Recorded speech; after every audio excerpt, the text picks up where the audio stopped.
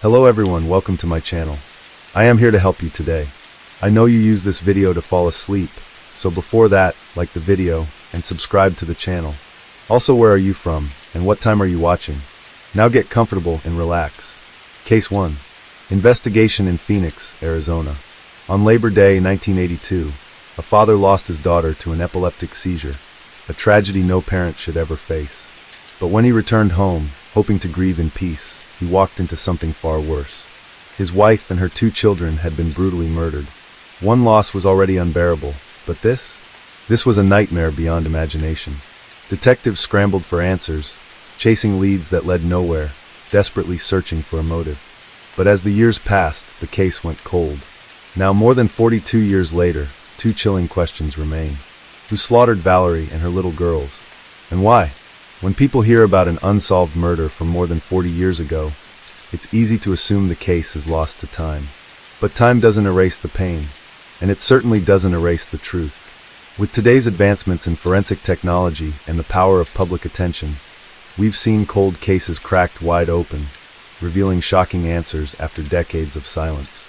The brutal stabbing of a young mother and her 2 little girls is one of those cases, a tragedy that still lingers in the shadows, waiting for justice. Someone out there knows what happened that night, and after all these years, the Pride family still deserves answers. But before Valerie's name was tied to one of Phoenix's most haunting murder cases, she was a young woman with big dreams and an unstoppable drive. Born on March 9, 1958, she grew up in Arizona with 5 brothers and 1 sister, shaping her into a strong and determined person. She attended South Mountain High School, where she was known for her intelligence and ambition. After graduating, she set her sights on Arizona State University, determined to build a better future for herself. But Valerie wasn't just a student. She was also in love. In high school, she started dating a young man named Jimmy Pride. Their relationship blossomed, and in 1974, they got married. Just 1 year later, they welcomed their first daughter, Shantia. Then in 1977, their family grew again, when Valerie gave birth to their second daughter, Duana. Even as a young mother, Valerie refused to let go of her ambitions. She had dreams of becoming an electrician, an industry dominated by men at the time, and she wasn't about to let anything stand in her way. Around the time Duana was born, she landed an apprenticeship, co-sponsored by the Electrical Workers Union, a rare and competitive opportunity. But Valerie didn't just enter the field. She made history.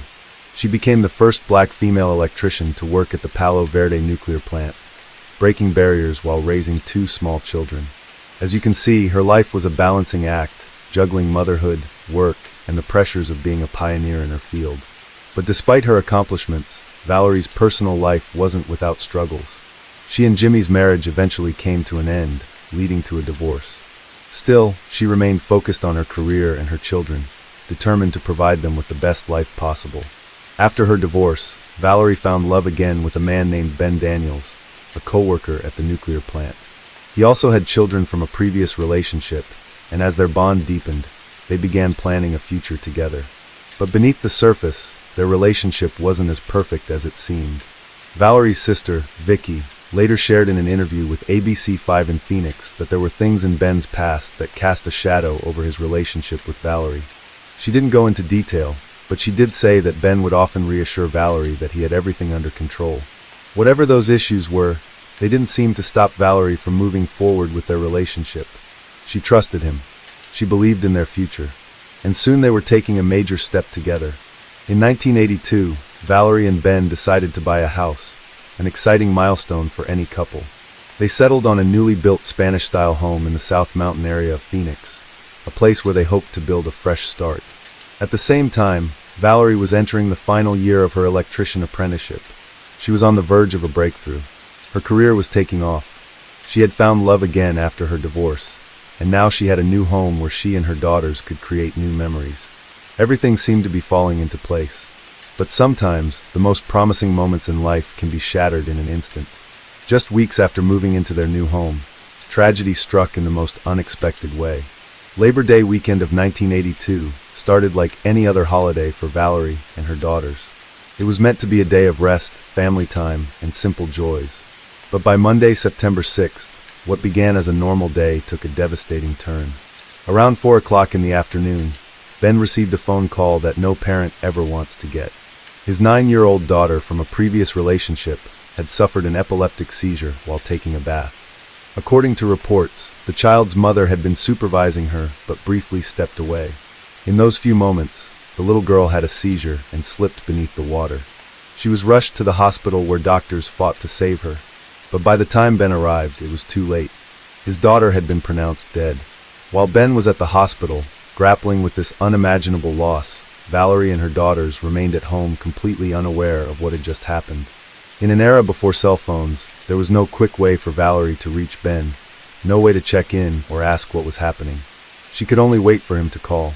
Now what exactly transpired in the Pride home during those next few hours remains a mystery. But what we do know is that at around 9:30 that evening, Valerie spoke on the phone with Ben's brother. That call would be the last known contact she ever had with anyone outside of her home. Over the years, reports have varied about who exactly Valerie was speaking to on the phone that night. Some sources claimed it was a friend, while others believed she was talking to her brother. However, in a more recent interview, Valerie's sister, Vicky, clarified that she was actually on the phone with Ben's brother. According to him, their conversation lasted about 10 minutes. It's likely that he was updating Valerie on what was happening at the hospital with Ben's daughter, but then something interrupted their call. Someone knocked on Valerie's front door. She told Ben's brother that she had to hang up to answer it since Ben wasn't home, and that was the last time anyone heard from her. Neither Valerie nor Ben's brother could have known that this would be the final conversation she would ever have. At around 10 p.m., after spending hours at the hospital, Ben finally returned home, emotionally drained, devastated by the loss of his daughter, and likely just wanting to rest. But as he approached his house, something felt off. The front door was slightly open. That wasn't normal, especially not in the Arizona summer heat, when people kept their doors shut to keep the cool air inside. Cautiously, Ben pushed the door open and stepped inside, and what he found was beyond his worst nightmares. Blood everywhere. On a quiet street in South Phoenix, Valerie Pride and her 2 daughters, Shonita and Duena, were murdered. They were brutally, repeatedly stabbed inside their living room in very close proximity. His 2 stepdaughters, 8-year-old Shansha and 4-year-old Duena, lay lifeless in the living room, their small bodies covered in blood. They had been brutally murdered.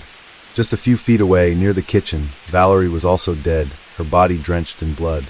The home they had just moved into, the place where they had hoped to build a new life, had become the scene of an unspeakable massacre. Ben's screams pierced the night. Overcome with horror, he collapsed, wailing so loudly that neighbors rushed outside, trying to understand what was happening. It was they who called the police, as Ben was too inconsolable to do anything but grieve. For any parent, losing a child is a pain that words cannot describe. But to lose a child and then return home to find your entire family slaughtered, it was unfathomable. When the police arrived, even seasoned officers struggled to process what they were seeing. Many described it as the most horrifying crime scene they had ever encountered.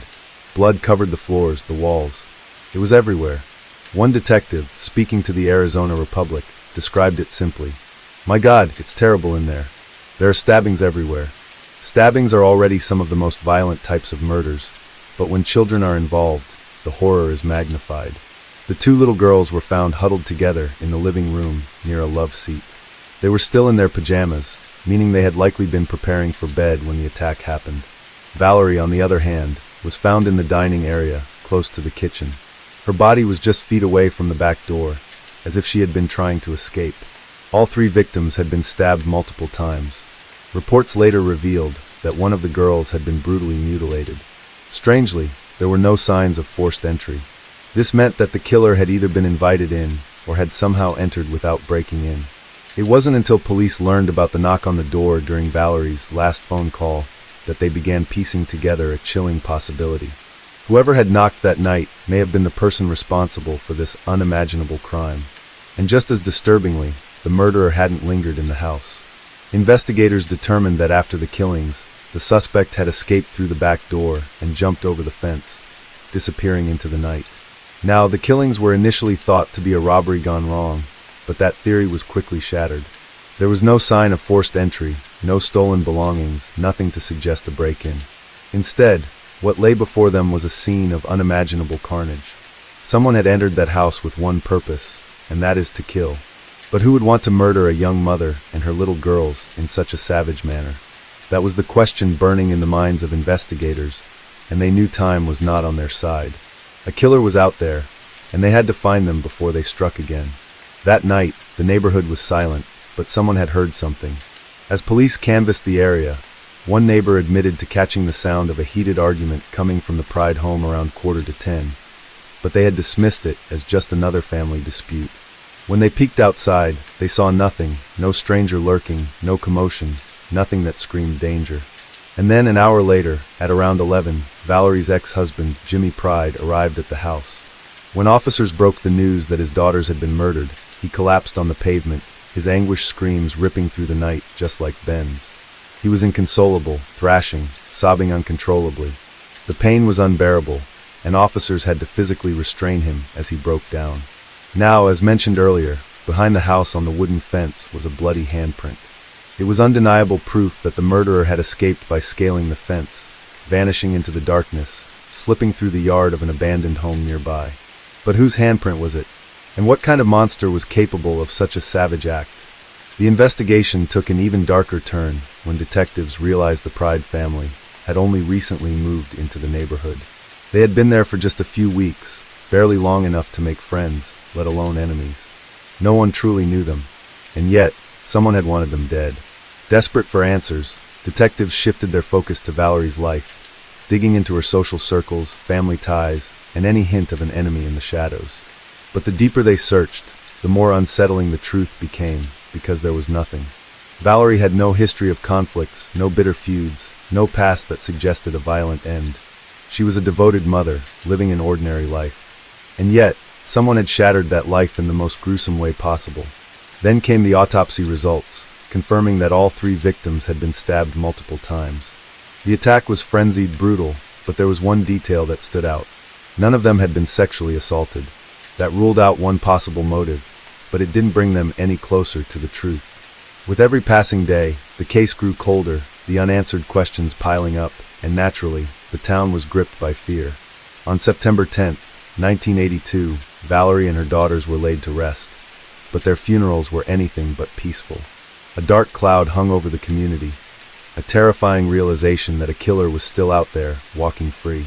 Then, detectives uncovered a bizarre lead. A month before the murders, Valerie and her husband Ben's home had been broken into. At first, it seemed like a standard burglary, but the details were anything but normal. The intruder hadn't just ransacked the house, they had slashed the waterbed in the couple's room. Even more disturbingly, they had taken Valerie's clothes and dumped them into the water. It was personal. This wasn't a thief looking for valuables. This was someone with a grudge, someone who wanted to send a message. Could this have been a warning? Had Valerie unknowingly crossed paths with someone dangerous? Investigators desperately tried to connect the dots, but once again, the case hit a dead end. Whoever had done it had vanished without a trace. As months passed, promising leads turned to dust. Hundreds of tips poured in, each offering the hope of a breakthrough, but none led detectives any closer to the truth. The case, once burning with urgency, began to grow cold, and as it did, the rumors started. Whispers spread through the town, theories emerging like shadows in the night, but one stood out among the rest, a chilling suggestion that the murders might be connected to the tragic death of Ben's daughter. Some believed Valerie and her daughters had been killed as part of a twisted act of revenge. Ben's 9-year-old daughter had died under tragic circumstances, and some speculated that someone blamed Valerie. But when investigators revisited the case, the truth was clear. The child had suffered an epileptic seizure and drowned. The autopsy confirmed it. There was no evidence of foul play, no reason to believe her death had been anything more than a devastating accident. But still, the rumors persisted, feeding the town's paranoia. As the 1-year anniversary of the murders approached, detectives found themselves no closer to solving the case than when they had first begun. The brutal slaying of Valerie and her daughters had shaken the whole town to its core, yet despite relentless efforts, investigators were still chasing shadows. A reward of $2,000 was being offered by the union Valerie worked for, along with the silent witness program, but not a single lead had brought them closer to the truth. Then, in August of 1983, the case took a shocking turn. Police announced an arrest. This news sent a ripple through the town, raising hopes that justice was finally within reach. But what stunned everyone even more was the suspect. a 14-year-old high school student.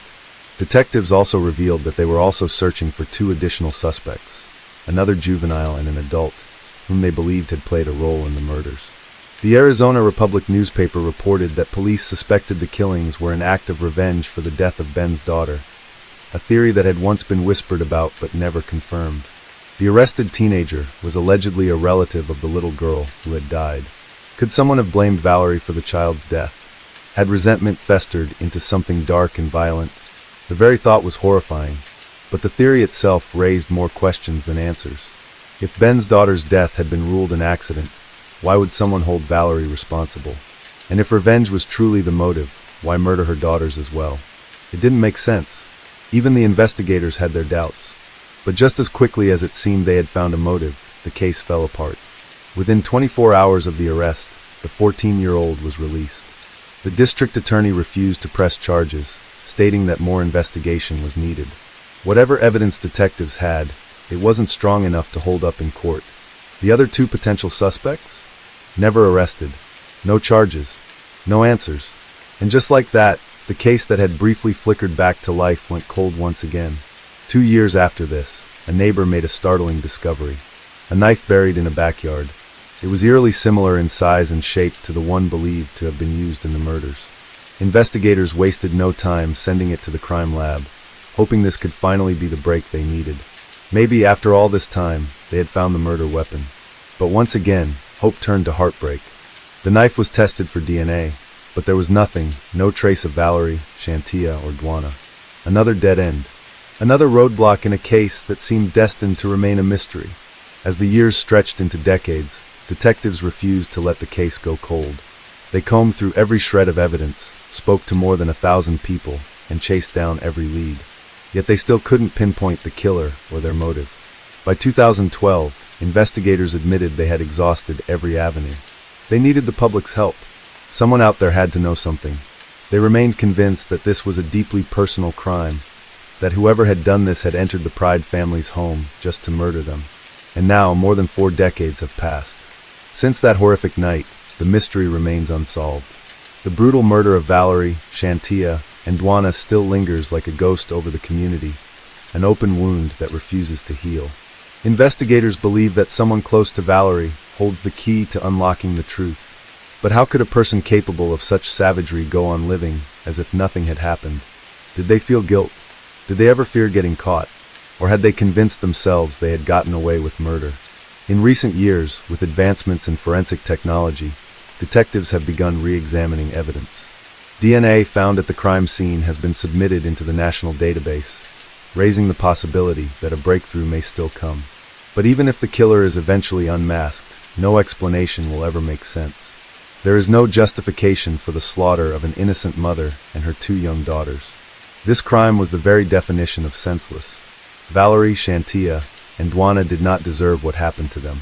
And no matter how much time has passed, one thing remains certain. Anyone who could commit such an unspeakable act deserves to be brought to justice. Now, I want to hear your 2 cents on this. Case 2. Lakeville, Indiana, a tiny town with fewer than 900 people. Jeff and his family weren't ordinary folks in this town. They were well known and played a significant role in the community. But Jeff and his family didn't start their story there. Jeff, whose full name is Robert Jeffrey Pelly, was born on December 10, 1971, in Florence, Kentucky, to his parents Robert and Eva Pelly. As his name suggests, Jeff was named after his father. A few years later, Jeff became an older brother when the family welcomed a second child, a daughter named Jacques. In 1980, when Jeff was 9 years old, the Pelly family packed their bags and moved to Cape Coral, Florida. The reason for the move was a new job opportunity for Bob, Jeff's father, who had secured a position in computer programming at Landmark Bank. Now, Jeff and Jacques were raised in a religious household where going to church was a non-negotiable part of life. Bob, their father, was deeply committed to his faith and strict when it came to discipline. Crying wasn't allowed, as Bob believed it was a sign of weakness, a lesson he carried over from his own upbringing. However, the kids found comfort in their mother, Eva, who provided them with a space to show their emotions. But life took a heartbreaking turn in February 1985 when Eva passed away from skin cancer. She had refused treatment, and her health rapidly declined, eventually leaving her in a coma. For Jeff and Jacques, losing their mother was devastating, and their family's dynamic was forever changed. This was evident just a few months after Eva's death, when Bob met a 27-year-old woman named Dawn Huber. Dawn had also experienced loss, having recently lost her significant other. The two were introduced through Bob's cousin, Katie, who was also Dawn's best friend. Their connection was quick, and within 9 months of Eva's passing, Bob and Dawn married in a small church ceremony in Ohio. However, this union wasn't exactly a happy occasion for everyone. Jeff and Jacques weren't even invited to the wedding, although Dawn's 3 daughters, 5-year-old Jessica, 4-year-old Janelle, and 2-year-old Jolene, were present. By 1986, the newly blended family made a fresh start in the tiny town of Lakeville, Indiana. Bob believed he had been called to ministry and accepted a position at the Olive Branch United Brethren Church. This was no megachurch. It was a humble congregation of just 40 to 50 members. The job offered a modest salary of $1,300 a month, which, when adjusted for inflation, would be about $3,700 to $4,000 per month in today's money. What made the deal sweeter was the free housing, a parsonage provided by the church, situated conveniently right across the street. After moving, Jeff began attending La Ville Junior-Senior High School, where he quickly became well-liked by his peers. He also got a part-time job at McDonald's, further cementing his place in the community. Around this time, he started dating a girl named Darla, and from the outside, it seemed like life was finally settling down for the Pellys in their new town. However, just like any true crime story, life has also a way of taking a shocking turn when you least expect it. A few years later, something unimaginable happened that would forever change the Pelly family's story. On Sunday, April 30th, 1989, Dave, a member of the Olive Branch United Brethren Church, was responsible for making sure everyone showed up for the service on time. At around 9:15 in the morning, he noticed something unusual. Pastor Bob and his family were nowhere to be found. Bob, who ran the church, was always there before 9. This was highly out of character for him. Around the same time, an 11-year-old girl named Stephanie, who was friends with the Pelly children, went over to the family's parsonage. This was a regular Sunday routine for her, but when she got to the back door of the garage, she was surprised to find it locked. Thinking something was odd, she tried the sliding glass door at the back, but that was locked too. Confused, Stephanie ran back to the church, thinking she had simply missed them. She told her father, Henry, about what happened, and together with Dave, they started wondering if the Pelly family might have just overslept. By 9:30, Dave asked a young church member to step in and lead the service while he tried to figure out where Pastor Bob was. He walked over to the Pelly's parsonage and knocked on both the front and back doors, but there was no answer. All the blinds were drawn and the curtains were shut tight, leaving Dave unable to see anything inside. Feeling uneasy, he returned to the church and sat in the back row, but something didn't sit right with him. Minutes later, he and another church member decided to try a spare key to gain access to the house. Unfortunately, the key didn't fit.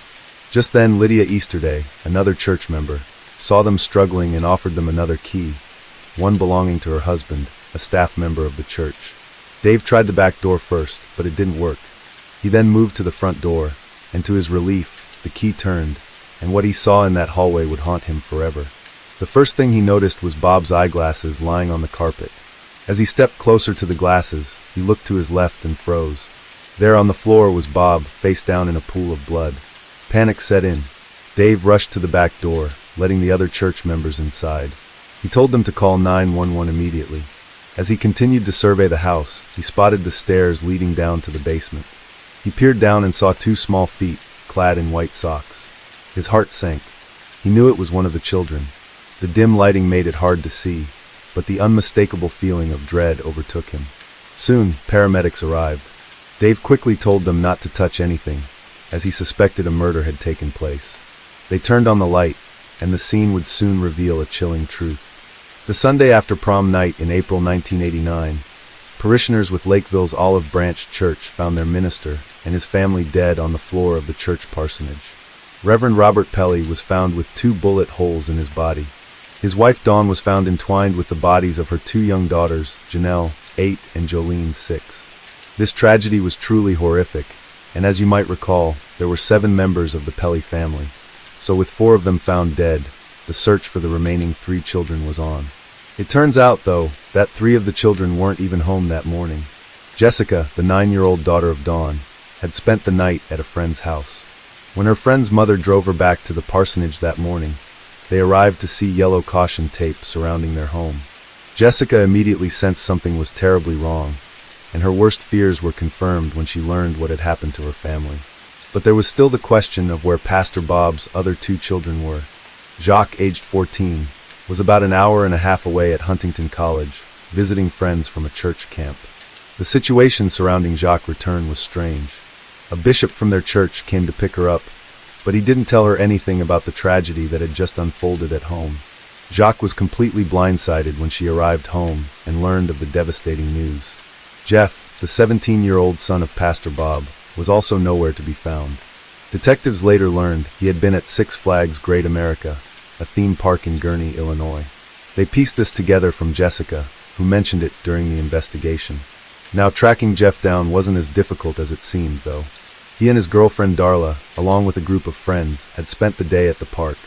While standing in line for a ride, Jeff started to feel something wasn't quite right. It was a nagging sensation, one that he couldn't explain, but he couldn't shake it. He turned to Darla and confided in her, saying he thought something bad had happened, though he couldn't quite put his finger on it. Darla tried to dismiss his concerns, but Jeff's uneasy feeling only grew stronger. Before long, the police arrived at Six Flags, and they separated Jeff and Darla from their friends. They began to interview everyone about Jeff's whereabouts the night before, trying to piece together his movements. Jeff was interrogated right after this with his grandparents, and there's actually a clip of him being questioned. Was there anybody in the family you really didn't get along with? How about your stepmother? We didn't get along real well. I mean, we talked hi-bye type thing, but we never really talked to each other or anything. I mean, I didn't hate her or anything, but we tolerated each other. And how about your stepsisters? Which ones? All 3 of them? What about them? Did you get along with them? Oh, I get along with the girls great. I just love the girls. Did you and your dad get in any arguments Saturday? No, we had a real good day Saturday. We got along real well. What do you mean you and your dad had a real good day? Saturday we didn't argue at all. He said that I'd been doing a pretty good job of shaping up and everything. So do you know who killed your mother and father? Or your father and... No, I really don't. I don't know who would want to. Did you have anything to do with it? No, I didn't. Me and my father didn't get along sometimes.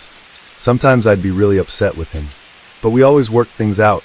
As you can tell from the clip, the tension in the air was palpable.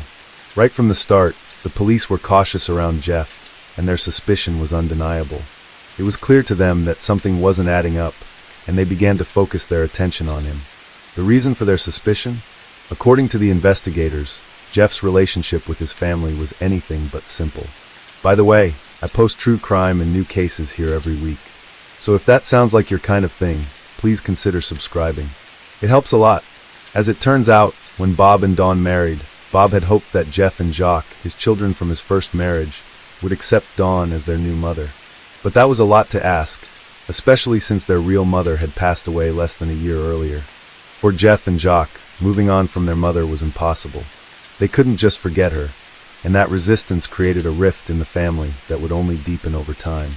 To make matters worse, Jeff and Jacques didn't agree with the way Dawn was raising her daughters. The differences in parenting styles caused friction at home, and Jeff, in particular, was growing more distant from his father and the new family dynamics. According to their neighbors, Jeff had become something of an outcast within his own family. He didn't fit in, and it seemed like he was always on the outside looking in. But that wasn't all. 6 weeks before the tragic events, Jeff found himself in serious trouble. He was arrested for stealing CDs and cash from a neighbor named John. The crime itself was bad enough, but the aftermath was even more telling. John chose not to press charges, but instead, they worked out a deal. This, however, didn't sit well with Bob. His anger was palpable, and as a form of punishment, Bob decided that Jeff wouldn't be allowed to attend prom. That was a big deal for a 17-year-old, and it was a blow to Jeff's social life. Bob didn't stop there. He openly shared Jeff's behavior problems with others at church, further isolating Jeff from the rest of the community. It was clear that Bob was frustrated with his son, and this tension only seemed to escalate. To add insult to injury, Bob even took matters into his own hands by removing some of Jeff's belongings from his car, including his car keys. The car in question was a 1984 silver Ford Mustang, a flashy, attention-grabbing vehicle that was hard to miss. By taking the keys, Bob essentially grounded Jeff, restricting his freedom even more. With all these factors at play, the police's suspicion of Jeff only grew stronger. They couldn't help but wonder if his frustration and anger had led him to do something unforgivable. And after that tense interview, they began to focus their attention entirely on him, trying to find any clue that would tie him to the crime. But here's where things start to get tricky. There are a lot of discrepancies and oddities in this case that really make you question whether Jeff was actually involved. Let's start with the first major contradiction. Jeff wasn't originally allowed to attend prom, a decision Bob had made as punishment for his previous transgressions. But then, surprisingly, Bob had a change of heart and allowed Jeff to go. According to both Jeff and his sister, Jock, Bob could be harsh when doling out punishments. However, once Bob had cooled down, he would often reduce the severity of his punishments, and this instance was no different. Jeff's prom night was not a typical rebellious teenager's outing, though, and that's where things began to get murky. At the crime scene, detectives discovered some curious items. Among the usual evidence, things like carpet fibers, walls, and bullet fragments, was something far more intriguing. A set of keys was found in a trash barrel outside the house, but it wasn't just any set of keys. Attached to them was a heart-shaped locket, and inside the locket was a photo of a man and a woman. Strangely, the investigators paid little attention to this, and they didn't even photograph the item for evidence. What could this locket mean? Who were the people in the photo? These questions were left unanswered, adding to the growing list of oddities. Other peculiarities emerged as well. On Jeff's bed, they discovered a photo book filled with pictures of his life from the first 7 years. At first, this seemed like a normal childhood album, but as time went on, it became an odd clue. It was as though Jeff had been looking back on his early memories, particularly when his mom was still alive, and his dad wasn't remarried. Could this have stirred up intense emotions that led to the violence? The police also found a load of laundry in the house, freshly washed that same day, and it only contained Jeff's clothes. This raised suspicions. Was Jeff trying to cover up something? Some speculated that he might have been revisiting his memories when he lost control, perhaps in a fit of rage, and murdered his family before quickly cleaning up. But there was something much more puzzling that wasn't found at the crime scene. Despite the brutal killings, there was no sign of the weapon that caused all the destruction. There was number 20 gauge shotgun, no shell casings, and no indication of where the weapon had gone. The Pelly family had indeed owned a Mossberg 520 gauge shotgun, which Bob had purchased in December 1987. Bob traded a .44 caliber handgun and $90 to acquire the gun, which he had planned to give Jeff as a Christmas gift. But by the time the authorities arrived at the scene, the shotgun was missing. Even more strange was the fact that it wasn't included in the list of evidence, and no one could explain where it had gone. Keep this in mind, because this missing gun would become a key detail in the mystery later on. And to understand the timeline better, let's rewind to the day before the murders, on April 29, 1989. At first, everything seemed ordinary. Jeff worked a morning shift at McDonald's, and later that day his father, Bob, stopped by a gun store owned by Steve Diller. Bob didn't buy anything, but he spent some time talking with the owner. Afterward, he picked Jeff up from work, and they headed home to the parsonage. It was well known that Bob had recently picked up a hobby, photography. On that particular day, he had scheduled a photo session with several couples, a task he was excited about. Eyewitness accounts would later place Bob at the parsonage before the tragic events unfolded. The window of time in which the family was likely killed was incredibly short, only about 15 minutes, between 5:10 and 5:25 in the evening. A couple, Kim and David, were some of the last people to see the family alive. They had just finished taking photos with Bob, and were leaving the house around 5 o'clock. Another man, Matt Miller, drove by the parsonage at 5:15 and noticed Jeff's Mustang still parked in the driveway. However, when Kim and David passed by again at 5:30, the scene had dramatically changed. Jeff's car was gone, and the family was nowhere to be seen. Meanwhile, another couple, Crystal and her date, had a scheduled photo session with Bob and his daughters at Crystal's house. But when Bob and the girls didn't show up at the agreed time, Crystal grew concerned. She decided to go over to the parsonage herself. When she arrived with her date, they knocked on the doors, but no one answered. All the cars were parked in the driveway, except for Jeff's Mustang, which was missing. Based on these accounts, it seemed clear that Jeff's car was gone by 5:30 p.m., which would have been after the murders had occurred. However, some eyewitness accounts didn't quite match up. Kurt Schaefer, a friend of Jeff's, and his cousin Ken, saw Jeff leave the parsonage between 4:45 and 5 o'clock. Kurt even recognized the distinct sound of Jeff's Mustang. Lewis, another neighbor, also saw Bob around 5 o'clock, talking to a man in a black pickup truck. Bob was holding a shovel, and although Lewis waved at him, he seemed distracted. Who was this man in the black truck? No one knew. But perhaps the most crucial sighting came from Dennis, a gas station clerk. Dennis was working at an Amaco station just 6 minutes from the parsonage. At 5:17 in the evening, he saw Jeff pull in with his Mustang. Jeff was under the hood of his car, wearing a black Hawaiian shirt and blue jeans. Dennis remembered the time clearly because his shift was supposed to end at 5, but his replacement was late. At 5:20, Jeff entered the store and used the phone to call his girlfriend, Darla. He told her his car was idling too high and that he was running late. After the call, Jeff returned outside to continue working on the car. By 5:37, Jeff left the gas station and Dennis clocked out for the day. From these accounts, if the Pelly family was indeed murdered between 5:10 and 5:25 p.m., it seemed clear that Jeff had no involvement. Moving on, Jeff later went to his friend Lynette Greer's house around 5:45 p.m., a visit confirmed by his girlfriend, Darla. The two, along with Lynette and her date, went to the Emporium restaurant at 6:15 p.m. to meet more friends. At the restaurant, everyone said Jeff appeared perfectly normal, chatting, laughing, and enjoying the evening like any teenager. Later that night, Jeff attended prom and afterward went bowling. Witnesses at both events described him as calm and collected, seemingly unaffected by the horrific events that had occurred just hours before, if he were indeed involved. He spent the night at a friend's house and went to Six Flags the next morning, carrying on as though nothing had happened. The police questioned everyone who had been with him that day, but no evidence connected him to the murders. His whereabouts were accounted for, and no clues tied him to the crime. As a result, the case went cold, and attention shifted away from Jeff. Over the years, the surviving children, including Jeff, grew up. He and his girlfriend went off to college, while his sisters went to live with their grandparents and in foster care. Unfortunately, Jeff's relationship didn't work out, and he eventually moved back to Lakeville. However, his return to his hometown was anything but easy. Since the murders, most people still viewed him with suspicion, pointing fingers at him as the prime suspect. The constant whispers and judgment weighed heavily on him, and as a result, Jeff decided to leave Lakeville behind for a fresh start. Seeking a new beginning, Jeff relocated to Fort Myers, Florida, where he started working in the credit bureau business owned by a longtime family friend, Philip Hawley. The Hawley family welcomed him as one of their own, and Jeff eventually married Philip's niece, Kim. It seemed like life was moving forward for Jeff, and for a while, things appeared to settle down. However, the shadow of the past was never far behind. Years after the tragic deaths of his family, Jeff and his sisters were each left inheritance money from their parents' estate.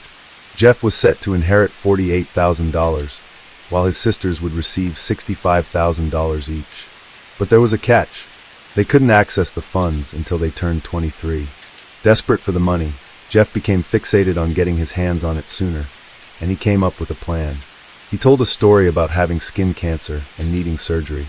To make it seem real, he even forged medical papers. But his plan didn't work. The names on the documents didn't match the hospital staff, and it became clear he was lying. The FBI, who had been investigating the Pelly family case, got involved. They tracked Jeff down for trying to deceive them. In the end, Jeff was charged with wire fraud. He didn't go to prison, but he was sentenced to probation. The charge was a lighter one, but it still made his reputation even worse. After all the trouble with the fraud charges, Jeff shifted his focus to something else. Computers. He managed to land a job as an international consultant for the well-known company IBM. Things seemed to take a turn for the better. He and his wife Kim had a son and moved to Dade City, Florida. They bought a beautiful house that was worth around $500,000. For a while, it seemed like Jeff was finally rebuilding his life. However, things weren't as perfect as they appeared on the surface. In 1997, Jeff and Kim filed for divorce, though they later reconciled and got back together. Despite all this, the shadow of the Pelly family murders still followed Jeff wherever he went, leaving him with a tarnished reputation that wouldn't go away. By the year 2000, the county prosecutor in Lakeville had changed. A new prosecutor named Chris Toth took over. He was determined to reopen cold cases, hoping to bring justice to victims like the Pelly family. He put together a fresh team of investigators and assigned Detective Craig Whitfield to take charge of the case. Craig's first step was to track down Jeff's two surviving sisters, Jack and Jessica. Jessica, the only surviving child of Dawn, who now goes by the name Jessie, had been disconnected from the rest of the family for years. She had spent a lot of time in foster care and struggled with substance abuse. By the time Craig interviewed her, Jessie had two children of her own, and she wasn't really in touch with her siblings anymore. During their conversation, Jessie revealed something shocking. She had once believed her father, Bob, was responsible for the murders. But as she got older, she found out that Jeff was actually being looked at as the prime suspect.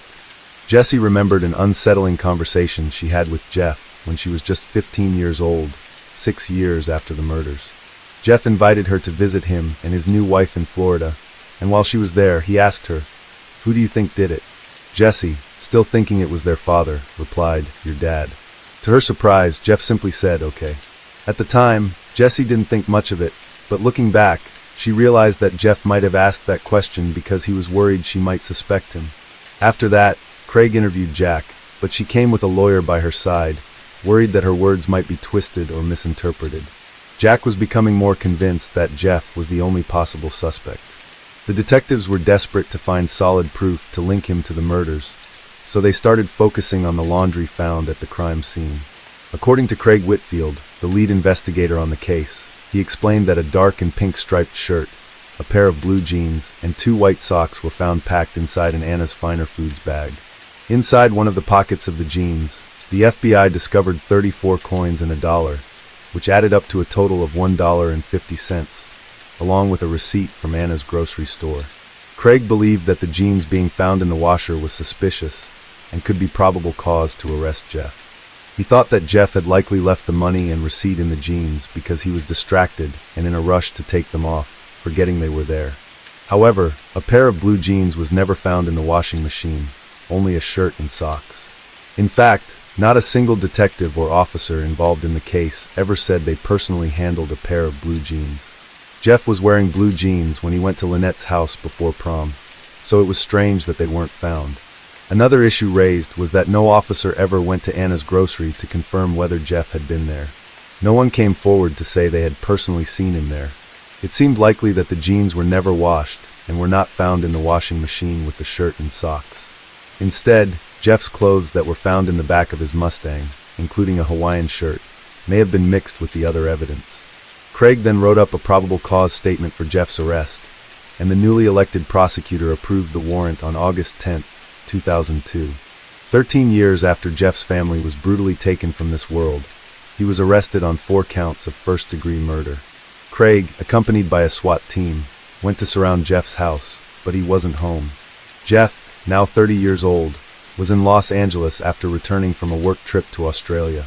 While at the airport, Customs detained him because a warrant for his arrest had been issued. Jeff was now going to fight a battle in court, and his apparent motive was that he wasn't allowed to go to prom.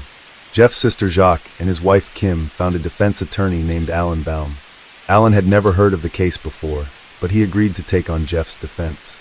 His first move was to try to get Jeff bond, but this wasn't successful because Jeff was considered a flight risk. From 2003 to 2006, there were multiple delays in the trial. Alan kept trying to get the case thrown out, arguing that Jeff's right to a speedy trial had been violated. Jeff was eventually released on bond for most of 2005. In 2006, it was finally time for the trial. The lead prosecutor, Frank Schaefer, argued that Jeff was responsible for the murders, even though there was almost no concrete evidence linking him to the crime. Alan, on the other hand, argued that the police investigation had been flawed and they had focused too much on Jeff without considering other possibilities. Both of Jeff's remaining siblings, Jacques and Jessie, took the stand, and they had different things to say. Jessie testified that she had seen the 20-gauge shotgun hanging in her parents' bedroom before she left for her sleepover, but Jacques said that the shotgun had been removed the year before, along with all other firearms in the house. Jeff had mentioned this during his police interrogation as well, explaining that their father, Bob, decided to get rid of the firearms in the house because he didn't think Jeff was safe around them. Bob had given the guns to a man named Thomas Kebb. Thomas had stored a bag containing the shotgun, a rifle, and a pistol at his in-laws' house in their basement. The strange part was that investigators never spoke to Thomas or asked for the guns. Alan, the defense attorney, chose not to use Thomas as a witness because he believed that Jeff's mental state during that time might have influenced the jury's decision. On the other hand, the prosecution didn't want to call Thomas because they feared it would weaken their case against Jeff. Additionally, Jessie testified that her mom told her Jeff was going to Six Flags Great America, which Alan believed could raise doubts about Jeff's involvement, as it seemed like he had permission to go to prom, so why would he kill his family? Additionally, remember Dave, the man who first discovered the crime scene? Initially, he said the blood at the scene was still wet, implying the deaths had happened not long before. But when Dave testified in 2006, he switched his story, saying the blood was actually dry. There were also wet washcloths found nearby, and Alan, Jeff's lawyer, brought in an expert to show that washcloths would have been dry after about 12 hours. However, because the experiments were conducted in Arizona, the court didn't accept the results. Even more suspicious, no blood traces were found on Jeff's jeans, and Alan argued that Jeff wouldn't have had enough time to carry out the crime in under 15 minutes. After all, Jeff was just 17 years old at the time. Most teens wouldn't have been able to clean up a crime scene that quickly, especially since, according to everyone who knew him, Jeff didn't act strangely after those minutes. Another piece of strange evidence came from Bob's stomach, where they found popcorn kernels. Jacques, Jeff's biological sister, testified that Bob had a habit of eating popcorn every night between 7 and 8 p.m., usually after he put the girls to bed. In fact, a bowl of popcorn was found on Bob's desk, suggesting he had time to make and eat it before the crime took place. There were also 2 different types of shotgun shells found at the scene, plastic and paper, leading Alan to suggest that either 2 shooters or 2 different shotguns were involved. On top of that, the Mossberg 500 shotgun found in the Pelly house could only hold 5 rounds, but 6 shots were fired, casting more doubt on Jeff being the sole perpetrator. Now, Jeff never took the stand in his defense, as his lawyers believed it would be too risky. On July 22, 2006, he was convicted on all charges, and on October 17, he was sentenced to 160 years in prison. Some, like Jeff's stepsister Jessie, felt relieved by the conviction, but the story didn't end there. A new lawyer, Francis Watson, has been tirelessly working to prove that Jeff was wrongfully convicted. Watson has uncovered evidence that Jeff's original lawyer, Alan, didn't do his job properly during the trial. He believes the prosecution lied about the jeans, claiming they had been washed when they weren't, and that the lack of blood on Jeff supports his innocence. Watson also argues that Jeff's right to a speedy trial was violated, adding another layer to the case. A major new twist in the case involves Bob's connection to a man named Philip Hawley, who also had ties to Jeff when he left Lakeville. In fact, Philip may be the reason Bob and his family were tragically killed. Bob worked at Landmark Bank in Florida, and had a close working relationship with Philip, who was Bob's supervisor. Philip was deeply involved in handling large financial transactions at the bank, and it turns out, Bob discovered some serious financial fraud happening among his closest friends. This revelation left Bob terrified for his life. Pastor Michael Ross testified that Bob sought him out for advice about his fears, telling him he was worried for the safety of his family. Jacques Pelly, Bob's daughter, also remembered how her father's paranoia grew during this time. Things took a strange turn when a woman named Toni Beeler, who worked at United Church Directories, came forward. She reported that Bob had confided in her, expressing fears that people were after him.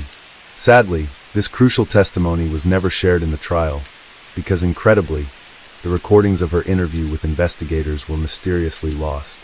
Adding to the intrigue, a man named Eric Dawson, who was connected to the same bank in financial dealings, was murdered in a manner very similar to Bob's. Eric had become friends with Philip Hawley, and after his disappearance, it was discovered that Philip had forged documents and engaged in various fraudulent activities, including misrepresenting financial transactions. Eric's body was found months after his disappearance, and authorities eventually uncovered a complex web of financial crimes tied to Philip and his family. Despite an extensive investigation, Philip was only convicted of forgery and theft, while his family members received little to no punishment.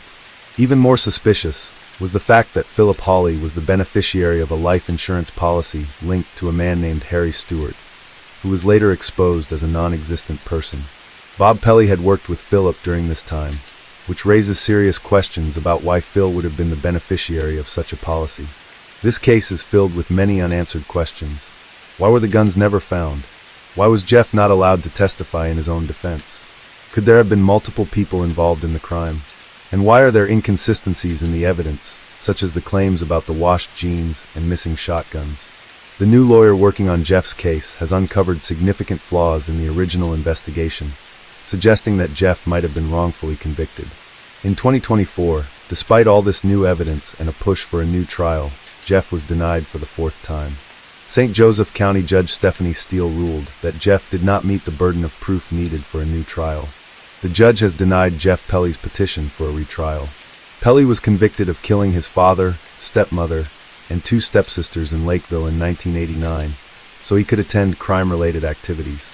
A 3-day hearing was held in March of 2022 to give Pelly's legal team a chance to present new evidence in the case. When you think about it, if Jeff really were the killer, he would have to be one seriously skilled assassin. Imagine the level of expertise required for a 17-year-old boy to take out 2 adults and 2 children, clean up, and still have time to act like nothing happened, all within 15 minutes. And to top it off, he went to prom that evening, laughing and having fun with friends. The next morning, he was back at the park, still laughing. In the next few minutes, the judge was going to give him Pelly was going to be sentenced. Jeff was going to go to prom. He was going to do an interview, and he was going to ask relationship with 23-year-old Jeremy Steinke, a man with a troubled past and dark obsessions. This is the story of how a rebellion can go deadly wrong, of manipulation that can be spun out of control, lives tragically cut short. Most chillingly, it reminds us how easily the darkness in human nature comes to the fore, and how superficially ordinary the lives can look while they host turmoil beyond our imagination. Together, they hatched a plan, one that will leave an entire family dead and a community reeling with sadness and horror. What would make a teenage girl and her far older boyfriend commit such a heinous crime? How can love, or what they perceived as love, become so derailed to cause destruction? In this tragic case, we will examine what led up to the murders, what came afterward, and the questions that still linger for those who remember the Richardson family. Medicine Hat, Alberta was a quiet town where neighbors waved to one another, kids rode bikes, and weekends were marked by block parties and backyard barbecues. It was the kind of place where nothing ever seemed to go wrong until 2006, when a crime so horrifying it shook the entire nation and changed everything. The Richardson family looked to be the very portrait of a typical suburban family. In Medicine Hat, Alberta, the Richardson family made it known to their community as a very affectionate and close family. Mark Richardson worked for the oil industry. His occupation was a tough one where he used his due diligence to perform his job and make a comfortable living for his family. He was as dedicated to his job as he was to his family. His wife, Deborah Richardson, was a stay-at-home mom. Her warm and amiable nature made her very popular with the neighbors and friends. She was actively involved in the lives of her 2 kids, volunteering at their school and making sure all their needs were well taken care of. The couple's 2 children brought different dynamics into the home. Jacob is the youngest at 8 years old, and what a real bubbly and carefree boy he was. He loves to play with friends, is fond of drawing, and spends hours glued to his favorite cartoons. His innocence combines with such fresh energy that it makes the home of the Richardson family laugh and lighten up with joy. Jacob is the type of little boy who can brighten up any room with smiles. The family had a 12-year-old daughter named Jasmine, who was at another stage of life trying to negotiate the conflicts of adolescence. Like many pre-teens, she was trying to work out her identity and quest for independence. Jasmine was always bright and inquisitive. However, with her increasing attraction to goth subculture, changes in her were becoming more marked. She was gradually becoming more withdrawn and belligerent, testing boundaries with her parents. Her interest in dark clothing, alternative music, and edgy online communities began to concern Mark and Deborah. At first, they dismissed it as a phase, the normal emanation of some rebellion in a teenager. But Jasmine's increasingly pugnacious personality and mood swings since then had suggested to them that more than mere acting out was going on.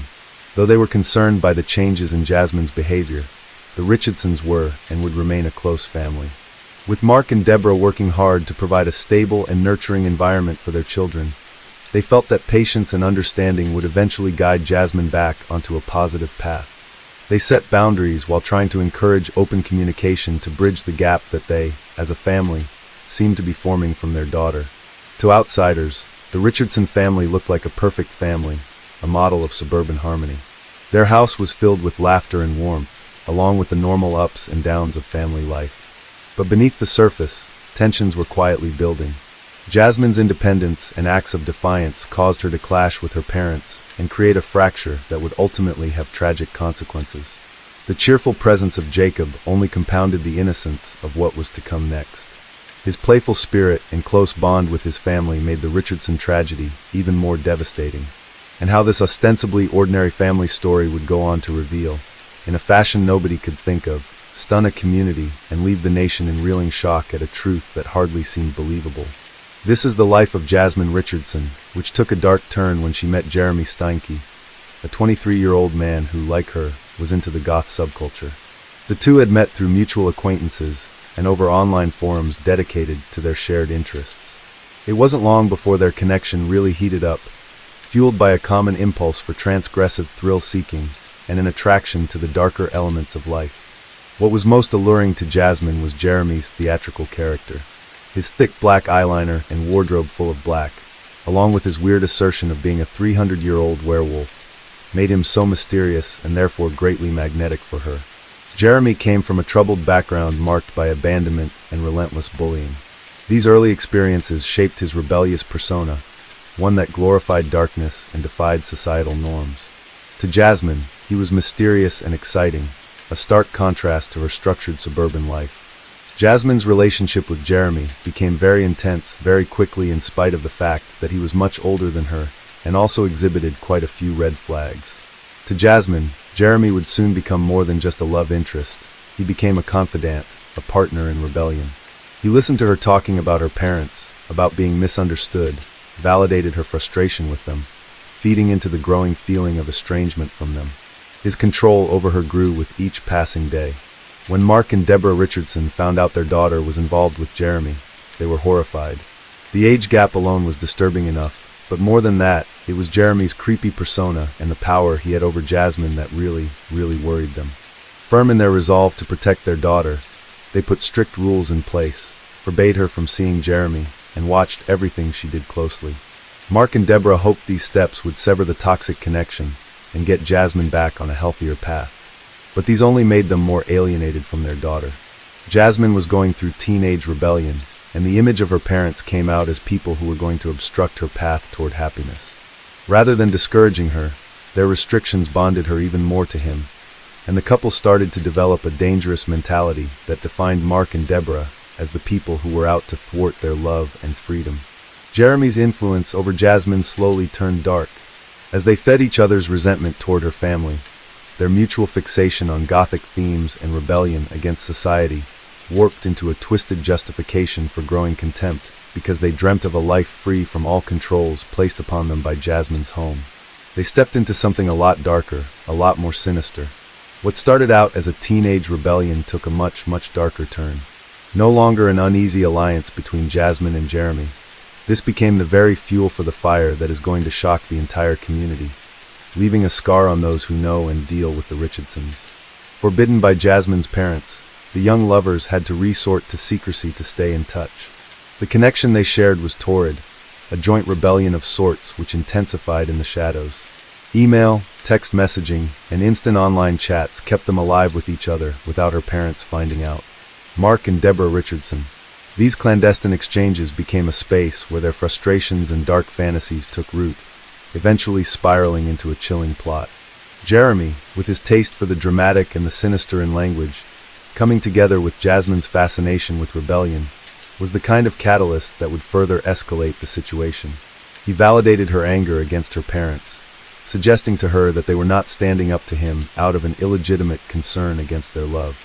The digital trail they left behind is a horrifying descent into shared delusions, where their conversations began to revolve around the idea of eliminating those that were in their way. What began as teenage venting soon turned sinister as their conversations evolved into real plans for murder. One particular email exchange stands out as especially chilling. Jasmine allegedly wrote, I have this plan. It starts with me killing them and ends with me living with you." The chill in her words, the ice in her tone, left no doubt as to her state of mind. Far from trying to dissuade her, Jeremy threw his arms open wide in embracing the idea of himself as a willing accomplice who would stop at nothing just to be able to stay with her. He boasted about his ability to get ready and commit murder, that his words blended fantasy with intent. This joint delusion had nurtured and grown in every communication, while feeding on each other's darker thoughts. Their fantasies developed in their lives over time and gained weight with every passing instance. Soon enough they became so substantial that their plans seemed very much like something real. Methods were discussed, followed by timing and what actions the girls would take when executing their dreary plans. Jeremy was true to form. Using fascination with gothic themes and violence as part of his identity, he armed himself with a knife, a chilling prelude to the horrifying events to come. With this couple, it was no longer the passing thought of murdering Jasmine's family, worked out in every detail, an event the couple convinced themselves would finally free them from authority. The date was set, April 22nd, 2006. In their twisted minds, that day would mark the beginning of their life together. It was to be that evening when they would massacre the Richardson family, thus freeing Jasmine from what she felt was controlling her, and to live with Jeremy without interference. The finality and resolve in their planning brings into sharp relief the great depths to which they had sunk into their shared fantasy. As the day approached, the horrifying nature of their intentions became clearer and clearer. A relationship that had seemed to be grounded in the typical angst of a teenager wanting independence had transformed into something unimaginably dark. To the Richardson family, April 22nd would bring an end to an ordinary suburban life, but also an end to all that they had built together. Shocking tragedy, born from toxic and delusional love. The Richardson household was unusually quiet on the night of April 22nd, 2006. Inside, Mark and Deborah Richardson were settling in for a typical evening with no idea of the terror that would soon descend upon them. Their once happy family home, full of laughter and the ordinary sounds of life, would soon become a house of butchery.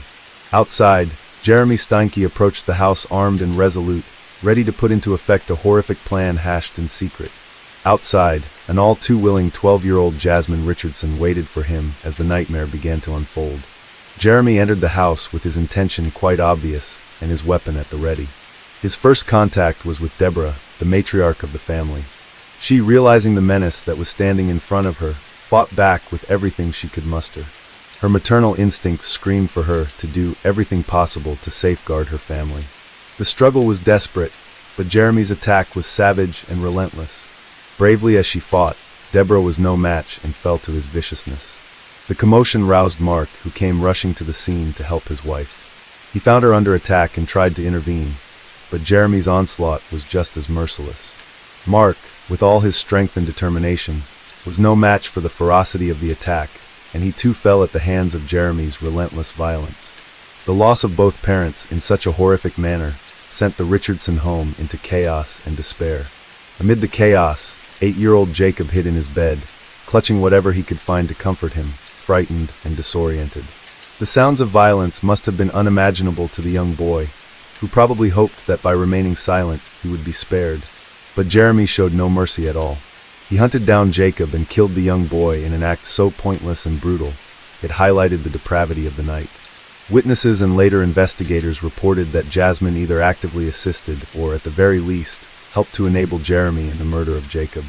The extent of her involvement added another layer of horror to an already unimaginable crime.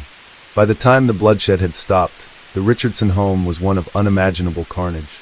The walls and floors were soaked in blood, and unnatural silence, settled over the house. The warmth and love that had once filled this family environment were transformed into a house of horror in a matter of hours.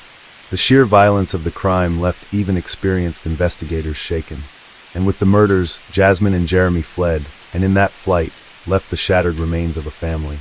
In their actions, 3 lives were taken from those who had every right to live them, along with any semblance of a sense of community safety and normalcy. From a symbol of suburban stability, the Richardson family became a cautionary tale for all that knew them, the epicenter of tragedy. It was to be a threshold night of darkness, marking no turning back, with so many questions still unasked and an overall feeling of loss seeping in. It was the next morning when peace in this quiet suburban neighborhood was shattered, as a boy came to the Richardson home to play with his best friend, Jacob. No one answered when he rang the front doorbell. Curiosity got the better of him, and he peered through a window, and what he saw would forever haunt him. Inside, the bloodied bodies of Mark and Deborah Richardson lay motionless. The scene was ghastly, an unbelievable sight for anyone, let alone a child. Terrified, he fled to wake his parents up. They immediately dialed the police. What police found when they arrived at the Richardson home was a scene of unthinkable carnage. Blood covered the walls and the floor. The gruesome pictures told of the terrible violence that had taken place that night. As the officers further entered the house, they found Mark and Deborah's dead bodies in the living room, and an 8-year-old boy, Jacob, was found dead on the floor in his bedroom. The brutality of the crime left even veteran officers shaken. Initially, the fact that 12-year-old Jasmine was missing led to fears of abduction. Police believed she might have been kidnapped by the killer, possibly another victim of that heinous crime. An Amber Alert was considered as investigators scrambled to piece together what had happened. But as they scoured the scene for evidence, their suspicions began to shift. But the discovery of Jasmine's belongings, complete with disturbing messages exchanged with an older man, Jeremy Steinke, painted a far more sinister and disturbing picture. And the more the investigators dug, the more they found. Emails, social media messages, and exchanges of text between Jasmine and Jeremy that alluded to their sinister plan. They had discussed their mutual fantasies of murder and a plan to kill anyone who would come between them. It became all the more obvious that Jasmine was no victim, but an active accomplice in the crime. Meanwhile, Jasmine and Jeremy had left the crime scene and driven a few miles to a town where they were to hide from police. They went into hiding at some friend's place, who did not have any idea about the killings. People in that place stated later that the couple were carrying on as if nothing had happened. They were photographed laughing, holding hands, and kissing, their carefree demeanor a chilling testimony to their detachment from the atrocities they had committed. Most unnerving was their lack of remorse. This fact underlined even more the warped dynamic between these two. Their attempts at hiding did not last long. Within 24 hours, police, using witness reports and evidence from the crime scene, tracked them down. The couple was arrested, and their cold-blooded plot came to a jarring stop. That Jasmine was involved added another layer to an already inexplicable and shocking tragedy in the eyes of the community. The Richardson murders was a story that continued to enthrall and horrify, an incident whose chilling evidence told of how innocence could swiftly slip into darkness. The trial following the gruesome murders of Jasmine's family members made national headlines. Being one of the most disturbing criminal cases in recent decades, it touched off debate after debate over the nature of youth involvement in violent crimes and the responsibilities of adults in influencing minors. Jasmine, only 12 years of age at the time of the murders, was tried under the Youth Criminal Justice Act. This law entitles her, because of age, to particular protections. Nonetheless, she was put on trial just like any adult for her actions in a court of law. Because Jeremy was aged 23 years, he too was tried as an adult. The full weight of the law bore down upon him. Prosecutors at trial painted a chilling narrative of the perverse relationship that Jasmine and Jeremy shared, portraying a picture of a young girl who was more than just an active participant in the ruthless scheme and planning that went into the cruel murder. The prosecution described how Jeremy had coldly manipulated Jasmine, using his control over her to get her to go along with the murders of her own family members. They said that though young, Jasmine was well aware of the seriousness of her acts and bore equal responsibility for the murders. The killings had been harrowing in their details, and prosecutors insisted that this was a case of premeditated murder, not some spontaneous act of violence. In contrast, the defense team endeavored to emphasize the vulnerability of Jasmine at 12 years of age, and argued that she was easily influenceable by an older, more experienced individual like Jeremy. They claimed that Jasmine had been brainwashed and forced to commit the murders. Therefore, she was not actually aware of what she was doing, or fully realizing the gravity of the actions she had committed. The defense depicted Jeremy as a manipulative individual who had exploited the naivety and emotional immaturity of Jasmine to use her trust for his own evil deeds. They urged the court to take her age, and the very real likelihood that she had been led astray into account, being incapable of making decisions for herself. As the trial developed, so did the evidence against both defendants. Testimony from witnesses, forensic evidence, and a deep look into the relationship between the couple painted a picture of a pattern of manipulation and control by Jeremy. The defense of brainwashing wasn't enough to convince the jury that Jasmine's participation in the murders was more than just being under the influence of another. She had been an active participant in the planning, execution, and aftermath of the killings, leaving no doubt that she was criminally responsible. Finally, the court gave its verdict. Jasmine was pronounced guilty on 3 counts of first-degree murder. While her youthfulness had to be taken into consideration during the sentencing, her actions were, by far, too severe in nature for her to be let off with an easy sentence. So she was sentenced to the maximum penalty possible for a juvenile, 10 years in a youth detention facility, including 4 years spent in a psychiatric facility and 4 years under conditional supervision. Meanwhile, Jeremy got the toughest possible sentence, 3 consecutive life sentences without chance of parole for 25 years. The sentence was reflective of the heinous nature of the crimes, but in many ways, the fact that Jeremy was central to all of this, bringing the other 2 into it through his manipulative ways. When she was released in 2016, Jasmine was given complete anonymity to protect her privacy and to help her adjust to life outside the institution. She has, under a new identity, reportedly started afresh, away from the glare of the public eye that had followed her case for years. Her release marked the end of a legal odyssey that had drawn widespread national attention and stirred a wide debate. To many, her case is one of rehabilitation and redemption, a paean to the possibility of reform by young offenders in appropriate circumstances. Her supporters point out that she did serve her full sentence, time in a psychiatric facility, plus completing all requirements for conditional supervision without incident.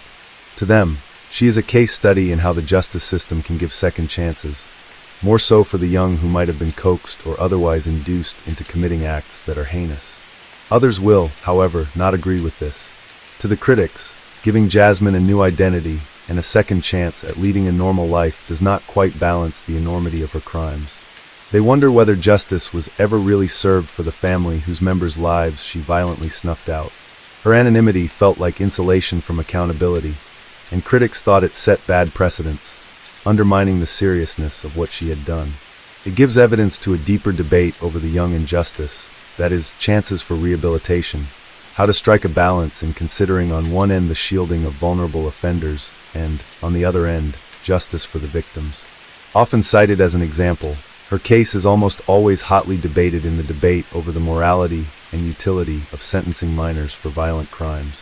While this may be Jeremy's story, he himself remains in prison, serving the brunt of his sentence. 3 life sentences with no chance of parole for 25 years. Jeremy's case differs from Jasmine's in one major respect. His identity has never been concealed, and so he often figures as the aggressor in these tragic events. His part in the crime has often been examined to explain a kind of relationship that seems to deteriorate into an inexplicable downward spiral. The influences of Jeremy upon Jasmine, his background, his motives, had been a subject of psychological studies and media analysis.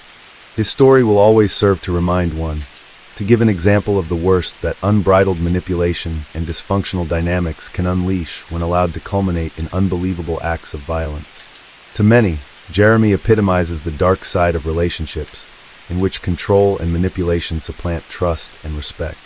His ongoing incarceration to some serves as a form of protection from doing harm to others. But his case does bring up questions as to how much more could have been helped by mental health intervention, and what the responsibilities of society are in trying to halt these kinds of behaviors before they grow into tragedy.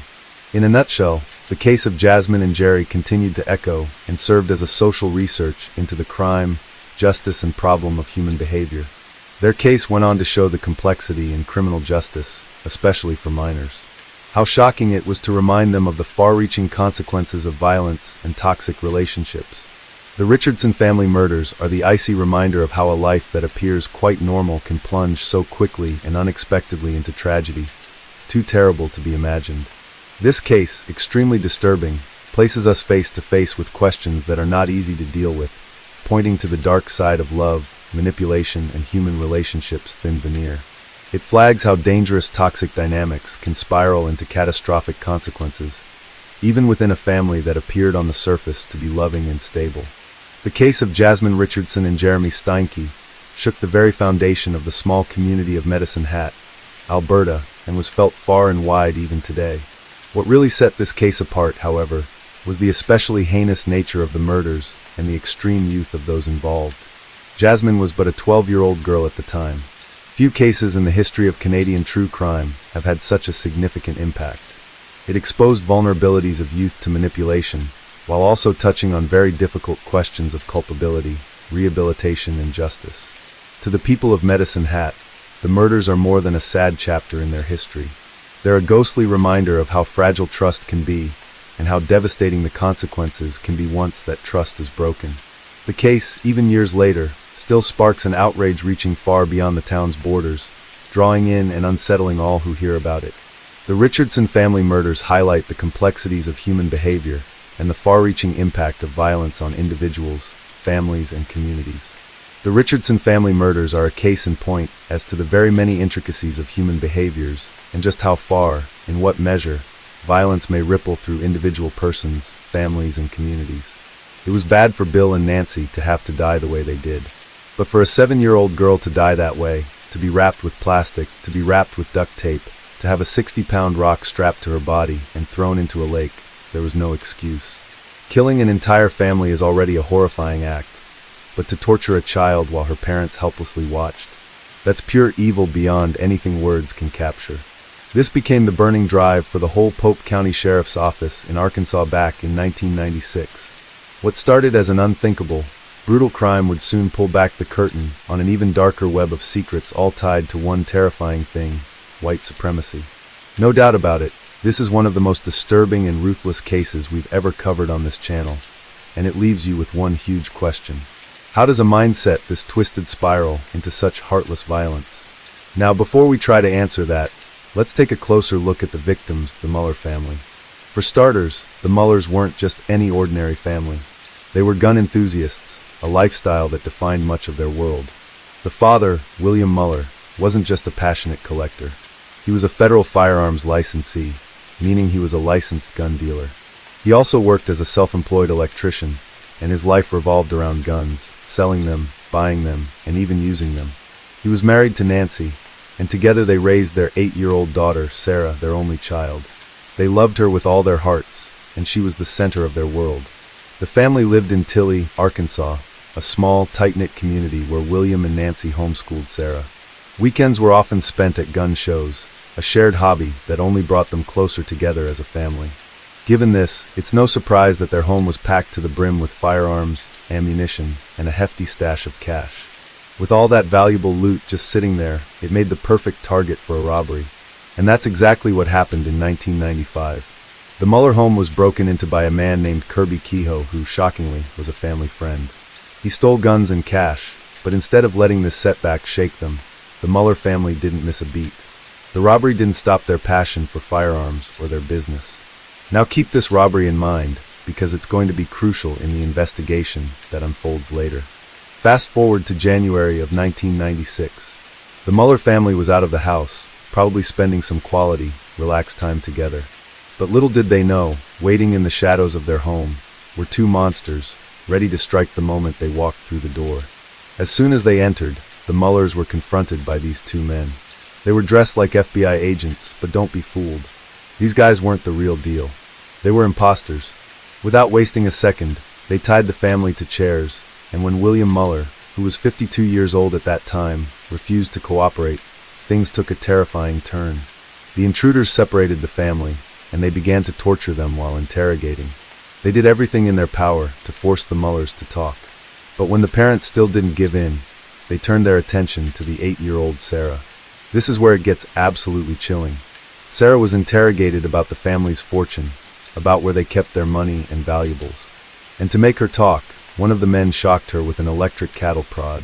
While this isn't enough to kill a person, the pain is excruciating, especially for a young child like Sarah.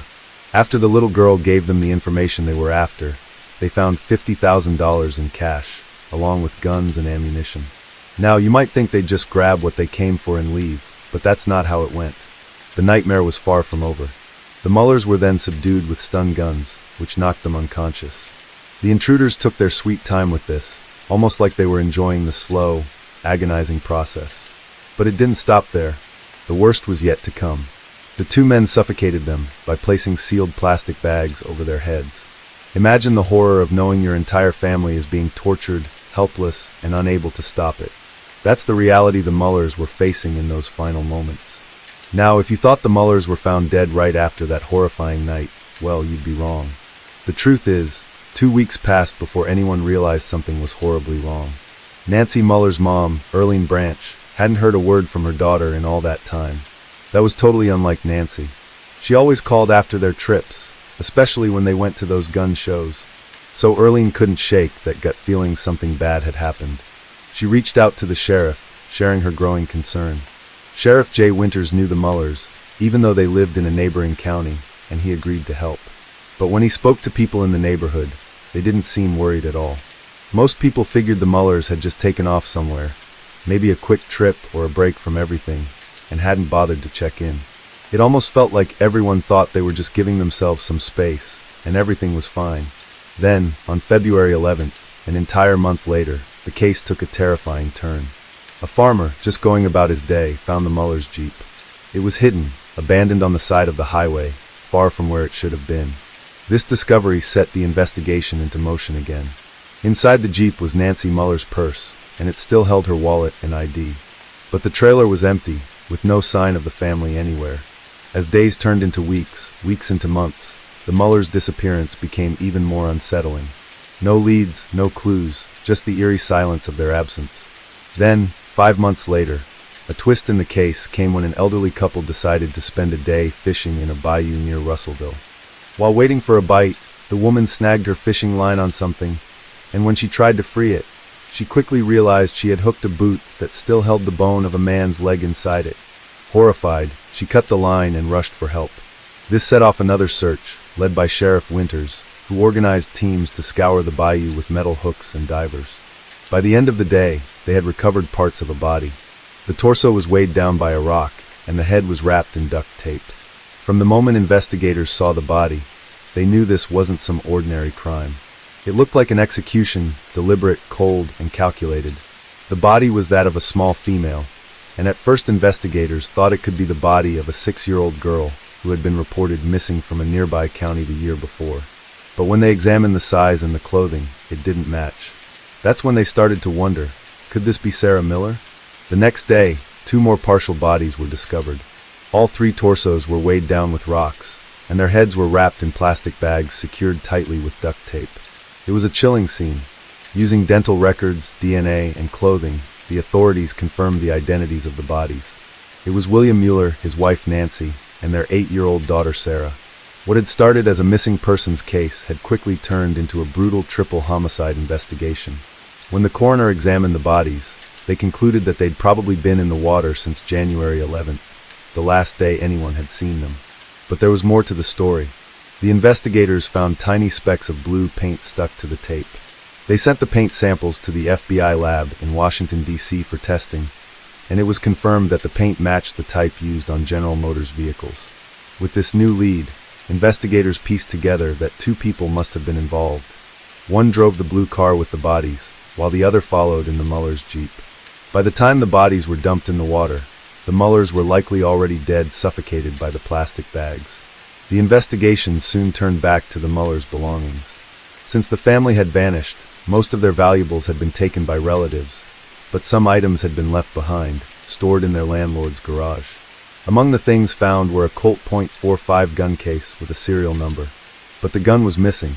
They also found a family photo with some friends. The team entered the gun's serial number into the National Crime Information Center database, and bingo, the gun had been traced to a man named Travis Brake, who had been arrested months earlier in Seattle, Washington, for carrying a concealed weapon. He admitted that he'd bought the handgun at a gun show and described 2 men he had bought it from. One of the men stood out to him. Investigators showed Brake the photo they found among the Mullers' belongings, and Brake pointed to one of the men, Kirby Kehoe. If you remember, this was the same man who had robbed the Mullers a year prior, and this guy was no stranger to trouble. He had a long criminal history involving firearms and was heavily involved in the white supremacist movement. However, the investigators still needed solid evidence before they could make an arrest. Nearly a year after the Mullers' murder, investigators got a break in Sioux Falls, South Dakota. A trooper spotted a blue Chevy Suburban with suspicious bumper stickers parked in a handicapped spot. Inside, Sean Haynes and his pregnant girlfriend were found asleep. The trooper ran the serial numbers on two guns Haynes had in the vehicle and discovered one, a stolen AR-15 rifle, had belonged to the Mullers. Arrested and questioned, Haynes admitted he had traded another firearm for the rifle at a Washington motel 6 months earlier. The traitor? Chevy Kehoe, Kirby Kehoe's eldest son. At this point, the investigators had two suspects. But before we dive deeper into the case, let's take a moment to understand the background of the Kehoe family. Trust me, knowing their story will shed light on why they did what they did. Now, the Kehoe family was nothing like the Mullers. Chevy Kehoe, 26 years old, grew up in a household where white supremacy wasn't just talked about, it was their way of life. Chevy wasn't your average troubled young man. His father's influence shaped everything, steering the family down a dark and hateful path. When Chevy was just a baby, the Kehoes packed their bags and left sunny Florida for the quiet hills of Madison County, North Carolina. Fast forward to the mid-80s. The Kehoes moved again, this time to Stevens County in Washington. Initially, Chevy seemed like a bright kid with potential. He was an honor student at Colville Junior High School, but by 1988, his parents decided to homeschool him. Their reasoning? They wanted to provide more focused attention. But instead of fostering a healthy learning environment, they created a bubble of radical ideas. From a young age, he was pushed into a life of crime, learning robbery, theft, and how to fight off the cops. As you can imagine, the Kehoe home was a breeding ground for hate and paranoia. Anti-government beliefs were their bread and butter, and Chevy soaked it all up. He wasn't just a kid with big dreams. His dreams were violent, dangerous, and fueled by white supremacy. By the time he was a young man, Chevy had one goal: to overthrow the U.S. government and create his own white supremacist utopia, something he called the Aryan People's Republic. This wasn't just a phase. For Chevy, this twisted vision was everything, and his family were the foundation for his dangerous ideology. You could see this influence clearly in 1995, when Chevy took part in a violent kidnapping and robbery. In June of that year, he and a partner targeted Malcolm and Jill Friedman, a Jewish couple who owned a store where Chevy had once worked. The Friedmans were held at gunpoint, but this wasn't just a random crime. Chevy specifically went after them because of their ethnicity. This act was a clear reflection of the hate and violence he'd been raised to embrace. With everything going on, it was no surprise that both Kirby Kehoe and his son, Chevy Kehoe, had been on police radars for years. If Chevy was involved in all kinds of crimes, just imagine the trouble his father, Kirby, had been up to. But here's the kicker. Despite the long history of criminal activity, both of them were nowhere to be found. No one could track them down, and they seemed to vanish into thin air. That is, until February 15, 1977, when a state trooper in Ohio pulled over a blue Chevy Suburban. The car had been swerving, driving way too slowly, and just looked suspicious. While passing by, the driver didn't even glance at the trooper, but the passenger gave him a nod. The officer thought nothing of it until he realized the passenger kept staring at him through the rearview mirror, even after they passed him by. That was when the officer's instincts started kicking in. They ran the license plate and found that it had expired. To top it off, neither of them had valid driver's licenses. When the trooper asked the driver to get out of the vehicle, the guy complied, but warned the officer not to touch him. Then things took a turn. One of the deputies called for a tow truck to impound the vehicle, and that's when the driver suddenly bolted back to the car. The officers chased after him, but as they tried to subdue him, the guy who was sitting in the passenger seat pulled out a handgun and started firing at the officers, creating enough chaos for Chevy to jump back into the Suburban and make a break for it. He asked the driver to step out of the car. The man told the officer he borrowed the truck from a friend. He then refused to a pat-down search. Listen as the officer attempts to search the man for weapons. Apparently, he did want problems. A few more minutes went by, then the man ran back to his car in an attempt to get away. The passenger then opened fire on the police. Turns out, the two men in that intense standoff were Chevy Kehoe and his brother, Cheney Kehoe. When Chevy took off in the Suburban, Cheney, who was in the passenger seat, bolted into the nearby woods. The cops spent the entire day searching for him, but as you might expect, they couldn't catch him. Now, just like Chevy, Cheney was also deeply embedded in white supremacy, and he wasn't afraid to use violence to push his beliefs. Later that day, Chevy found himself involved in another shootout. this time in the parking lot of an electrical supply company. He exchanged gunfire with two Wilmington police officers, Officer Richard Rick Wood and Sergeant Robert Bob Martin. During the chaos, an innocent bystander, 56-year-old Frank Marsden, was hit in the shoulder. The shootout was captured on the dash cameras of both the trooper and the sergeant, and it quickly became a major story. The footage was aired in 1997 on Fox's World's Scariest Police Shootouts and became a hit, showing up on other programs like Most Shocking and World's Most Amazing Videos. Meanwhile, the Kehoe brothers were on the run, traveling in secret with their families across multiple states in an RV. Investigators feared they'd stop at nothing to escape, and the police had to step up their efforts. They spread out images of the brothers, hoping someone would recognize them or the vehicle. At Lake Hill Campground, investigators discovered that the Kehoes had camped there in an RV, but they were 2 days too late. The RV had already left. Days turned into weeks, and sightings of the RV kept pouring in from across the country. They had been spotted in places like West Virginia, North Carolina, Alabama, Texas, and Montana, always just one step ahead of the law. In Indianapolis, the stolen van with Chevy's signature gas receipt was found, but there was no sign of Cheney. A few days later, the Kehoe's RV was found abandoned on a desolate stretch of road in Wyoming. When the police checked it out, they discovered a disturbing stash: guns, ammunition, fake FBI jackets, U.S. Marshals badges, and a box full of bomb-making materials. The ATF bomb squad was called in to inspect, and although they didn't find any live devices, the components made it clear. The Kehoes were preparing for something far worse. Authorities were deeply concerned about the brothers' growing violence and what they might do next. As the search continued, it seemed like the Kehoes were always one step ahead. But then, on June 16, 1997, investigators received a tip. Cheney Kehoe, Chevy's brother, was ready to turn himself in. Cheney revealed where he and his brother had been hiding for the past few months, and authorities learned that after the shootouts in Ohio, they had taken refuge on a remote ranch in southern Utah. The owners had given them room and board in exchange for help on the farm. But things had gone south quickly when Chevy's temper flared and his paranoia grew. Chevy even spoke about killing his wife, Karina, who had Native American ancestry, and plotting to murder his own parents, Kirby and Gloria, to raise his younger brothers in his white supremacist vision. Then, on June 12th, Chevy's paranoia turned against his own brother. After a violent argument, Cheney feared for his life and the safety of his family. He decided to flee with his loved ones in the middle of the night, driving nearly 1,000 miles back to Washington State. And that ended their long time running. Chevy Kehoe was arrested on June 17, 1997. But that's not the most important part. The most interesting and important thing Cheney told law enforcement is that Chevy confessed to being involved in the murder of the Millers with another unnamed male. Additionally, around that time, in June of 1997, Kirby Kehoe, the father of the Kehoe brothers, was also arrested. Now, as you can imagine, the arrest of the father didn't exactly fit the narrative everyone was expecting. He wasn't involved with the Miller family's murder, nor was Cheney Kehoe.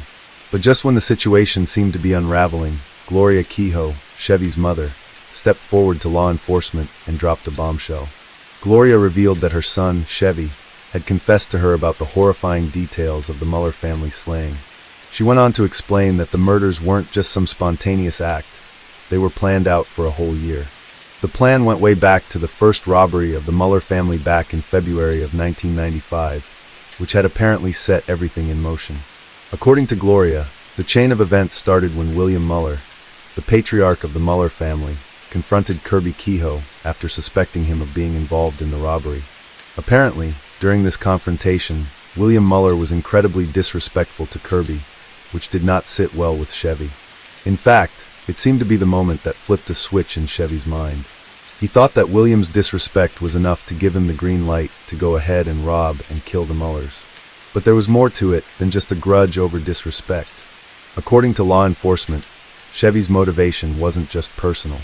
He had found out that William Muller was in possession of some serious weaponry, expensive firearms, high-end gear, and ammunition. And that piqued Chevy's interest even more. Gloria didn't stop there. She named a second man involved in the murders, Daniel Lewis Lee. Lee wasn't a stranger to Chevy. He was someone Chevy knew through their involvement in white supremacy groups. Both Chevy and Lee were heavily invested in the idea of creating a whites-only nation, and they were bound by their shared ideology. Together, they had planned to rob the Mullers, kill them, and cover up their tracks to avoid implicating themselves or Kirby in the crime.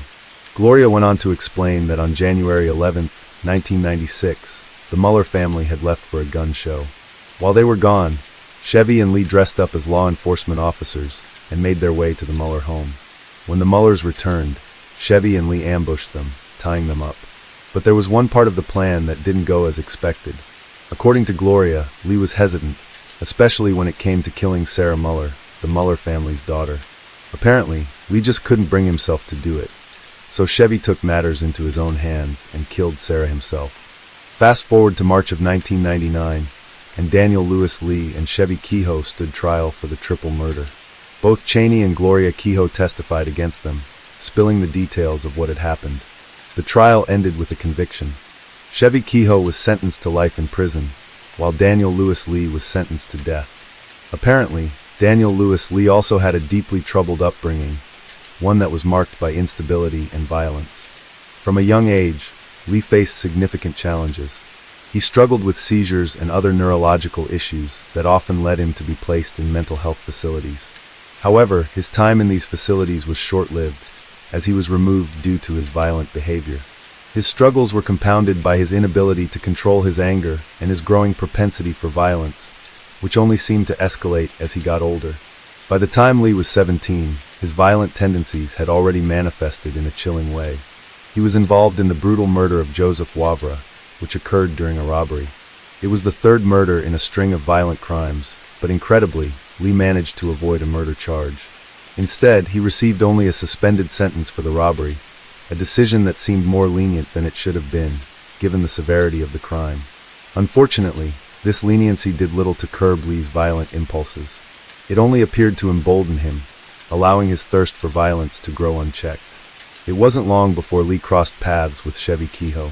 The two met in 1995, and their shared hatred for the government and their twisted desire to establish a white supremacist stronghold brought them together.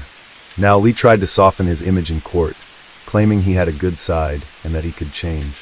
It felt a bit ridiculous, though. His past was full of violent acts. His plea for mercy sounded more like a movie redemption arc than reality. The court didn't buy it. Lee's past was too ugly, and no one believed he could really change. In the end, he was executed by lethal injection in 2020. The first time in 17 years, a federal prison inmate was executed this morning. Daniel Lewis Lee received a lethal injection in Indiana after the U.S. Supreme Court allowed the execution to proceed. He was convicted of murdering 3 members of an Arkansas family back in 1996, including an 8-year-old girl. Lee told witnesses this morning, though, that he didn't do it. The High Court, with conservative justices in the majority, voted 5-4 overnight to reverse the lower court rulings. Those courts had been concerned with what they called an unconstitutional risk of pain when it comes to lethal injection. Despite being the mastermind behind the brutal murders of the Mueller family, Chevy Kehoe managed to escape the death penalty, while Daniel Lewis Lee, who had a less direct role, was sentenced to death. This didn't seem to make sense. How could the guy who planned and carried out the whole thing get a lighter sentence than his partner in crime? But what made things even crazier was that Chevy was involved in another huge crime, the Oklahoma City bombing. After Chevy was arrested, his brother Cheney claimed Chevy knew about the bombing before it happened. Apparently, Chevy was seen with Timothy McVeigh, the bomber, at a motel in Spokane months before the bombing. The manager of that motel even said that Chevy had been excited about the bombing when the news hit, and had even hinted that something big was going to happen on April 19th. Yet, when the FBI looked into it, they couldn't find any proof that McVeigh had ever been in Spokane, or that Chevy had any direct involvement in the bombing. Chevy denied everything, but the rumors just added to the mystery. It was clear that Chevy had ties to violent, extremist groups, and yet he still got off easy compared to Lee. At the end, Cheney Kehoe received a 24-year sentence for attempted murder and weapons possession due to his role in an Ohio shootout, while their father, Kirby Kehoe, was sentenced to 44 months after pleading guilty to federal racketeering charges. Later, Cheney's sentence was reduced to 11 years, and he was released from prison in 2008. But Cheney's trouble with the law didn't end there. On October 14, 2013, he and Kirby were arrested by federal officials in Arizona after an ATF raid uncovered a large marijuana growing operation and an arsenal of weapons at an off-grid compound. Authorities seized 17 firearms, nearly 17,000 rounds of ammunition, 15 pounds of marijuana, and various pieces of body armor. Both Cheney and Kirby pleaded guilty to being felons in possession of firearms and ammunition in 2014. Cheney was sentenced to 41 months in prison, while Kirby received a 10-year sentence. Cheney was released in September 2016, and Kirby followed in January 2022. As for Chevy, he spent much of his time at the United States Penitentiary, Florence ADX in Colorado, under the Federal Bureau of Prisons Register number 21300-009. He was later transferred to several different prisons, including United States Penitentiary, Florence High, and United States Penitentiary, McCreary in Kentucky. By 2022, Chevy Kehoe was being held at the United States Penitentiary, Terre Haute, and one can only hope that he's suffering there more than his victims did. But what do you think about all this? Do you believe justice was served, or do you think the law went too easy on them, especially considering their anti-government beliefs? Drop your thoughts in the comments below. In 2004, in the sunny city of Miami, a family's seemingly perfect life was shattered when a son's troubled past came back to haunt his parents in the most devastating way. This is the story of the Sutton family murder. Life was picture perfect for John and Susan Sutton. The couple adopted their first child, Christopher Sutton, in the late 1970s and welcomed their second child, Melissa, 7 years later. The tight-knit family of 4 lived in a luxurious home in Coral Gables, Florida. This upscale neighborhood near Miami is full of life and dreams.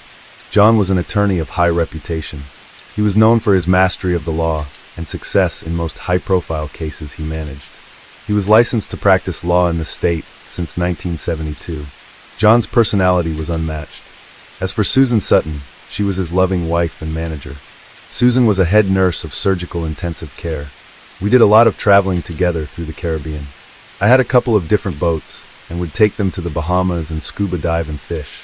She was his backbone in the office and the home. The Sutton family shared a love for education and community living. Both parents implemented discipline in their kids from an early age. Like every seemingly perfect family, there were challenges. Melissa was calm and obedient. She loved her home and did everything to protect it. She was everything a parent wanted. However, her brother was different.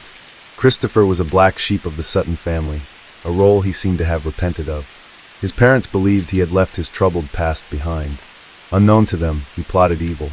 Beyond his newfound character were darker intentions. These intentions would later shatter the Sutton family. On August 22, 2004, John and Susan hosted a party in their home on Orduna Drive off Granada Boulevard. This area was once known as the Devil's Den. Susan had just turned 57, and John's firm, Sutton Law Group, won 3 lucrative cases. The couple's son, Christopher, his fiancée, Juliet Driscoll, and John's law partner, Teddy Montado, dropped by for the gathering. After the party, Christopher and Juliet left for the cinema, while Teddy headed home. Tired from the evening's event, John and Susan retired to their separate bedrooms. Although married, the couple didn't share the same bedroom. John was notorious for his loud snores, and Susan couldn't handle them. She endured it for years before drawing the line. After saying their goodbyes, they went to bed. But then, this night would change their lives forever. In a dramatic twist, a gunman sneaked into their house at about 10:30 p.m. This stranger parked his car down the tree-lined streets of Coral Gables as he walked into the house. He was dressed in black to suit the event. The dog barely barked as he walked in through the back sliding door. He knew the door was never locked, so it was easy. This intruder had a 9mm Glock pistol. He was on a mission to kill John and Susan Sutton. Upon getting to Susan's room, shots rang out. He fired 6 shots at Susan, who was on the phone in the master bedroom. Before John realized it, the assailant barged into his room, shooting him in the torso and face. Despite his head injuries, John managed to call 911. He groaned in pain as he requested for an ambulance. Meanwhile, the Sutton attacker vanished into the night. Moments later, police swarmed the neighborhood from every direction. Medics drove the almost dying lawyer to a local trauma care center while confirming Susan's death. By this time, John was in a pool of his own blood. He lost so much blood that medics thought he would die. As police tried to wrap their heads around the incident, they noticed something was off. First, Susan's jewelry and John's wallet with cash were untouched. The person who did it was on a mission. He didn't want to mess with it. Again, one of the guests that night miraculously arrived at the scene. Teddy arrived right in time of the crime.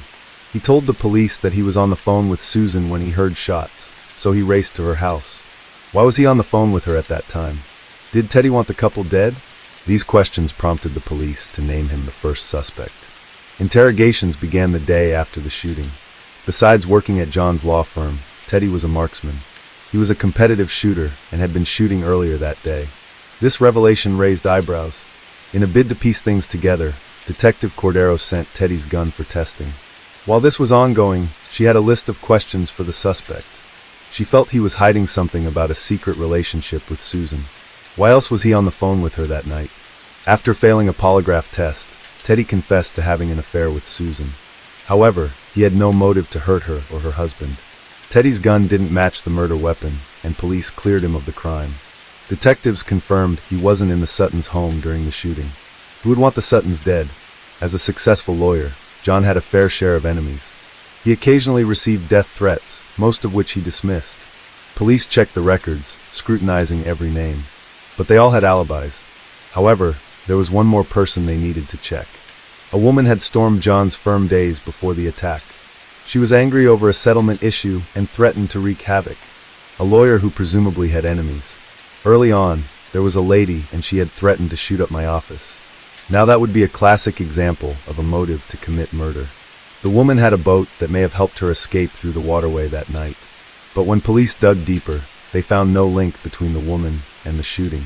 Surveillance cameras showed the boat never left the marina where it was docked. If not her, then who? The police were back to square one. As they examined little details, they stumbled on Christopher's records. On the surface, he was a grieving son devastated by the tragedy.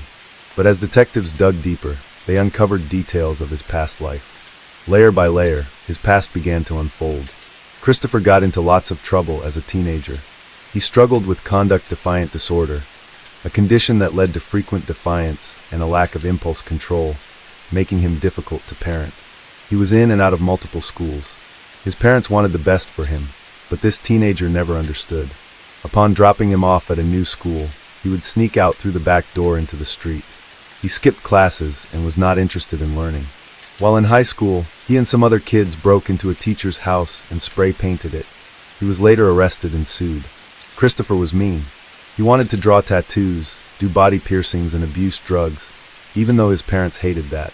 He got extremely angry and destroyed things if he didn't get his way. At 16, he already had a rifle. Years ago, he pointed it at Susan and Melissa. He threatened to shoot, but changed his mind. They would later discover that the rifle was unloaded. Even so, he was a bitter pill to swallow. Christopher developed so much hate for his parents that he planned to kill them for the inheritance. One day, Susan was cleaning his room and found a note. On that note, he expressed his desire to kill his parents. When she confronted him about it, he told a joke. Susan didn't take it lightly. She was scared for herself, her husband, and her daughter. She knew she had to act fast. They thought of getting a restraining order against him. But this was not enough. They wanted him out of the house by all means. What better way to get rid of a headstrong teenager than to send him to Paradise Cove, a disciplined boarding school in Samoa? Christopher was shipped to this strange city for a behavior modification program for troubled boys. His parents believed this was the answer to his problems. Christopher was only 17 when he arrived. Punishments were severe, and every rule counted in Paradise Cove. As someone used to breaking rules, Christopher spent hours in the isolation box. Offenders were sometimes bound with rope and dragged to the mountains, where they were hogtied and left in the open sky. Paradise Cove was a brutal cage that stripped people of their humanity. After 1 year in Paradise Cove, Christopher sent a video message to his parents. "I feel like I've been bugging you to get me out of your hair. I've been here for a year now, and I feel like I'm in the same spot as some of you, but I don't know how I feel like you guys tell me I can't get in with you. I'm so confused to be in with you that I don't even know if I'm not. I don't even know if I want you guys to come out." The tearful kid expressed disappointment in his parents. He believed they sent him there to get him out of their presence. He explained how toxic the environment was and pleaded to be taken home. He didn't want to be there. John and Susan traveled to Samoa to see things for themselves. Again, Christopher tried to convince them, but they didn't believe him. Stories of it being torture were, I think, greatly exaggerated. He wanted to come back, I believe, to Miami and play. It was then that the teenager became determined to leave. He swore to leave the premises on his 18th birthday, but his father got a court order to keep him there for another year. Christopher was angry. He hated his parents for doing that to him. His relationship with his parents became bumpy after he left Paradise Cove. After piecing these details together, investigators thought that Christopher knew something about the fatal shooting. Was this a revenge act against his parents for his time at Paradise Cove? The case was gradually coming to a close. Christopher's interrogation was straightforward.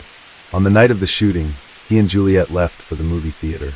He showed detectives the tickets and surveillance cameras captured him leaving before midnight. But as they watched, something caught Detective Cordero's eye. Christopher was fixated on his cell phone on his way out. Phone records showed that he called the same number 331 times weeks before the shooting. He was constantly on the phone with Garrett Kopp, his childhood friend and smoking partner. Months after the horrific event of August 22, 2004, police have arrested Garrett Kopp for the murder of Susan Sutton and the attempted murder of John Sutton. Garrett was arrested less than 24 hours after the shooting for an unrelated event. He assaulted someone with a gun in another part of Miami and was apprehended. Detectives reached out to Garrett's arresting officer, requesting the gun used for the assault. The officer obliged, and they took it for testing. Shockingly, it matched the rifle used in the Sutton shooting. Garrett Kopp was immediately invited for questioning. The tense interrogation lasted for 6 hours. Garrett didn't reveal much at first, but with pressure from officers, he spilled the beans. He planned to go into the house and shoot the couple. In exchange, he'll get $100,000 from the $500,000 in insurance money. And if he dared tell anyone about it, Christopher threatened to kill Garrett and his son. Garrett narrated how Christopher was desperate to execute his parents. He even got him the gun used in the operation and directed his actions that night. Christopher deliberately left the sliding door on the back patio unlocked and described his parents' room to the assailant. Getting into the family house was easy since Christopher had it all planned. Susan was under her blanket when he fired 6 times. The police arrested Garrett, but their focus remained on Christopher. Determined to find a connection, they turned to someone who knew him well. It was none other than his girlfriend Juliet. Officers invited her for questioning. Her confidence showed that she had nothing to hide. Juliet said she knew nothing about the crime. Although in a relationship with him, she didn't know about his plan. Over the 13-hour questioning, she maintained her innocence. She loved John and Susan like her parents and wouldn't hurt them.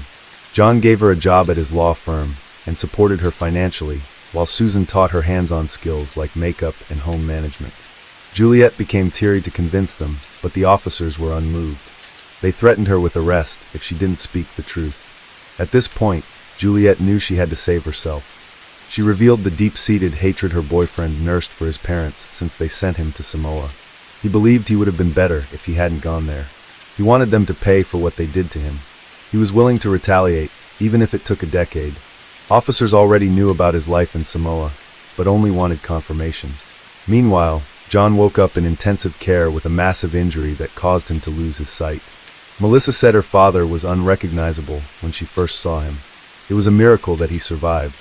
After his discharge from the hospital, John moved in with Christopher.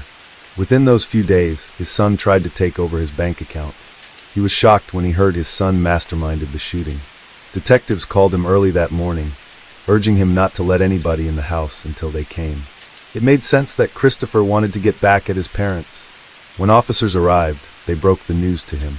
Despite his health condition, he helped the police with information to solve his wife's murder. When news about Christopher's warrant got out, he was on the run for almost 2 weeks. He was eventually arrested, tried, and sentenced. As the trial progresses, a clearer picture of who Chris Sutton is begins to emerge. The prosecution team will parade a string of witnesses on the stand to clearly illustrate the defendant's deep-seated anger and resentment that led to an obsession with revenge. The much-awaited trial started on July 7, 2010. As proceedings began, John Sutton sat far from his son. Prosecutor Kathleen Hogue told the jury how Christopher hired a hitman to slay his parents. The plan was to shoot his parents and get paid when the defendant got his insurance money. They went into detail on the true situation of his life. Christopher did nothing but sell drugs when he returned from Samoa. He had no source of livelihood, but depended on his parents to survive. Garrett took the stand to share his side of the story. "Mr. Cop, did you shoot to kill Susan Sutton?" "Yes." "And did you succeed in killing Susan Sutton?" "Yes." "With what type of a weapon?" "Handgun." "Did you shoot to kill John Sutton?" "Yes." "Did you succeed in killing John Sutton?" "No." He recounted all that happened that night, how he walked into the house, shot both parents, and walked out unnoticed. He and Christopher had planned the crime for months. His friend gave him $50 to buy black clothes for the crime at Walmart. Once again, he admitted that Christopher hired him to do the job. While Christopher's defense insisted that Garrett was lying, defense lawyer Bruce Fleischer claimed that the police forced Garrett to testify in exchange for a 30-year plea deal. He said that the hitman was threatened with an electric chair to make a false confession. Christopher told the jury that his friend wanted to escape the death penalty by all means, even if it meant a false confession. Prosecutors still stood their ground on the true situation of things. It was not the first time Christopher tried to execute this plan. They invited Jose Payan, a convicted murderer, to the stand to share his side.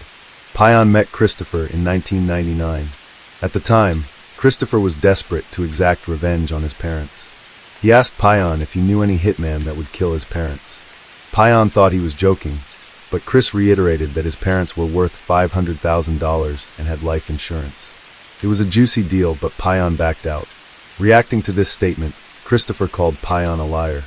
Prosecutors further proved their case by showing the jury a text Christopher sent to his girlfriend, Juliet. It read, "We're going to be better off after they're gone." As if like a dream, Christopher dropped his head and shed tears. He worried that the police were setting him up. He believed Juliet would never say that about him. Sadly, he was wrong because she was next to take the stand. Juliet told the jury about her boyfriend's perception of his mother. He called her a bitch at the slightest provocation and disliked her for not giving him everything he deserved.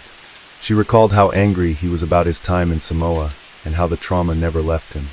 Whether they needed to pay for taking those years from his life. Yes. Again, Christopher's attorney countered the claims. He believed she was also threatened with the death penalty. Juliet ended by saying she never knew he would try to kill his parents. She believed it was all bluff. By now, John was convinced that his son was behind the shooting. He took the stand to nail him this last time. John described his son's insatiable desire for money. For someone who didn't have a job, he needed so much to fuel his lifestyle. When John was discharged, Christopher wanted to control his finances.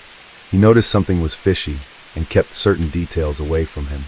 Unknown to him, he was saving himself from his killer son.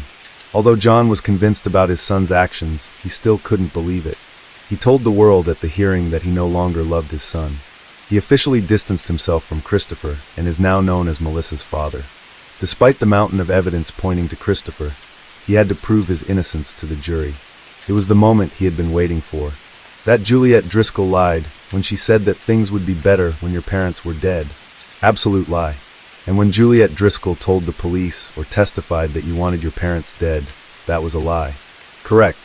And that when Juliet Driscoll, Christopher called his childhood friend an insatiable drug fiend. He claimed that Garrett broke into his home to steal marijuana. Earlier that day, Garrett asked him for drugs, but he refused. However, his friend knew where he hid those drugs. Garrett knew the house so well because he visited often. Christopher testified that the drugs were hidden in the closet of his old bedroom. It was the same room Susan occupied until the shooting. He claimed that the marijuana was worth $7,000. When Garrett broke into his home that night, he was shocked to see Susan in the room. Worse still, she was awake and recognized him. He was scared and shot her. The same fear prompted him to shoot John before fleeing the scene.